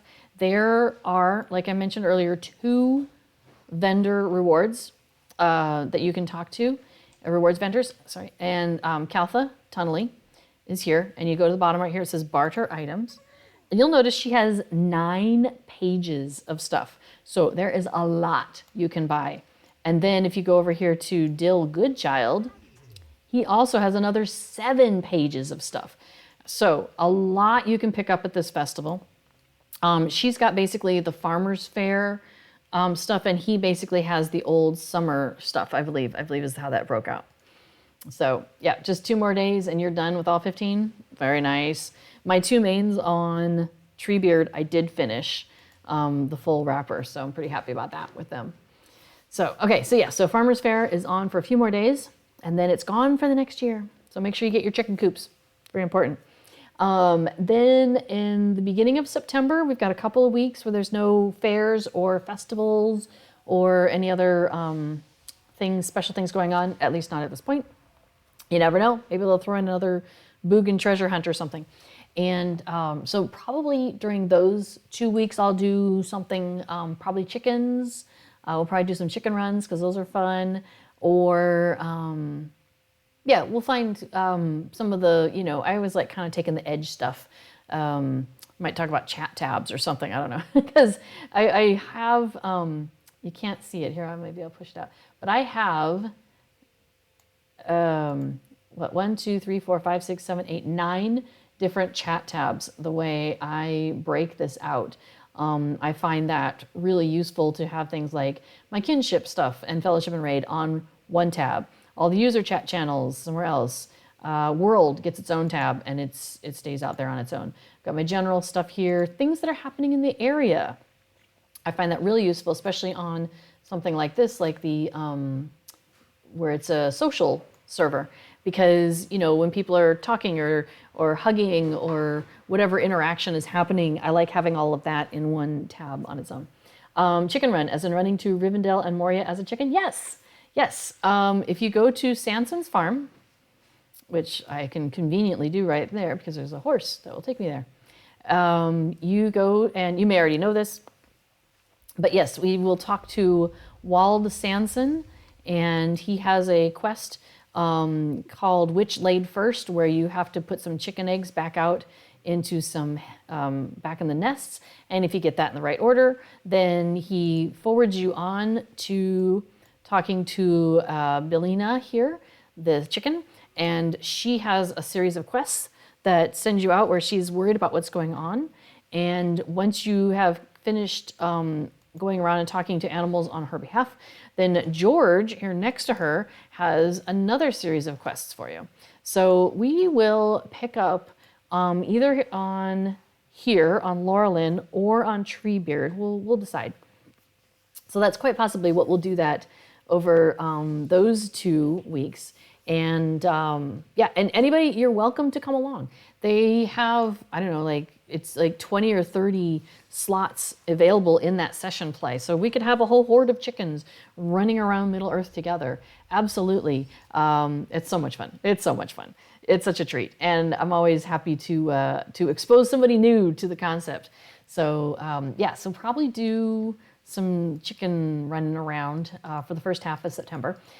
September 16th is the Tale of the Shipwrecked Mariner. It's a very small little event with like 3 cosmetics. That's it. That's the whole thing. So don't get don't feel like you gotta order in for this one or something, take the whole night. It'll take you it'll probably take me an hour or 2 because I'll talk so much, but otherwise, if you just zoom, zoom, zoom, you'd be done with it half an hour or something. But it's a cute little thing, and it's kind of, it's always around Talk Like a Pirate Day. Then the following week, September 23rd, we have, during my stream, is Baggins' birthday is happening during that time. So both of the Bagginses are celebrating their birthdays. I mean, the 2 Bagginses that are the most important, of course, Frodo and Sam, right? No, Frodo and Bilbo are celebrating their birthdays. So we will go and do some fun stuff with that. And then we've got a buried treasure event at the end of September, and those are always good because there's lots of goodies to have. And I don't have any of them on Treebeard because there hasn't been a buried treasure event on Treebeard since that started. So yeah, I'm betting we'll be on Treebeard for that one. And then, let's see, the beginning of October, we have Hobnanigans. They have listened to us Hobnana fans and have scheduled Hobnanigans basically every other month, the first weekend of every other month through the rest of the year. So we've got some more Hobnaniganing to do. So we'll go and knock those chickens around, and but no chickens were harmed in the Hobnaniganing, just believe me on that one. And then we get into Harvest Math. So starting mid-October, we've got Harvest Math, and that will run through the beginning of November. So that will be pretty much my October and early November. So that's gonna be good. There's a possibility I might be gone for one of the weeks in October, but we'll cross that bridge when we get there. So, all right, so I think that is kind of catching you up on what's coming up in the near future here with LOTRO. And I think if there are no other questions in the chat, and I haven't seen anything recently come up, then I think we will probably go ahead and conclude ourselves here for the night. Hobnanigan's chickens are the ones who laid the steaming eggs at the egg scramble. So the way I figure with the Hobnanigan's chickens is because you keep knocking them out and they keep coming back. So I think that it's some wacky little thing where the poles aren't really hurting them. Like it's just like some silly game that they're playing where they like getting bumped around and, you know, flown up in the air, and they just think it's hilarious. That's my headcanon with the Hobnanigan's chickens, is that they think it's terribly silly, and they have a jolly good time with it. That's what I think. So the Hobnanigan's, I mean, all chickens are sentient, aren't they? I mean, my characters talk to their chickens all the time. Is that not normal? It is quite funny. Yeah, I'll do that with my characters here on Laurelin because they have chickens and they have some pet chickens and all of that. And so every so often it's like they are in a conversation with their chicken. And of course, everybody else, you know, is hearing the one side of it. So, oh yeah, really? No, I think that's true. Well, oh, Ginger, come on now. Okay, well, yeah, I totally agree with that. Like my characters will start doing that and it's really quite funny.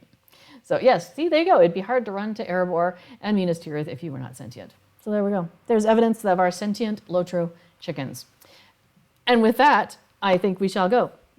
So thank you all for joining us in our discussions of sentient chickens or not, and our various different things that we have enjoyed today. So I'll be back next week. We'll probably do some chicken running around, and also, of course, bring any questions that you have about LOTRO, and we'll do our best to either answer them with real knowledge or answer them with frivolity. But either way, we'll give you some sort of an answer. How's that? So thank you for joining me on this journey. I obviously enjoy my time here in Middle Earth, and I hope that you always find this stream enjoyable and definitely worth your time to come along. So whatever you do and wherever you go, I always encourage you to stay connected to the Hobbit side of your heart. All right. Thanks, everybody, and have a great rest of your day. Bye now.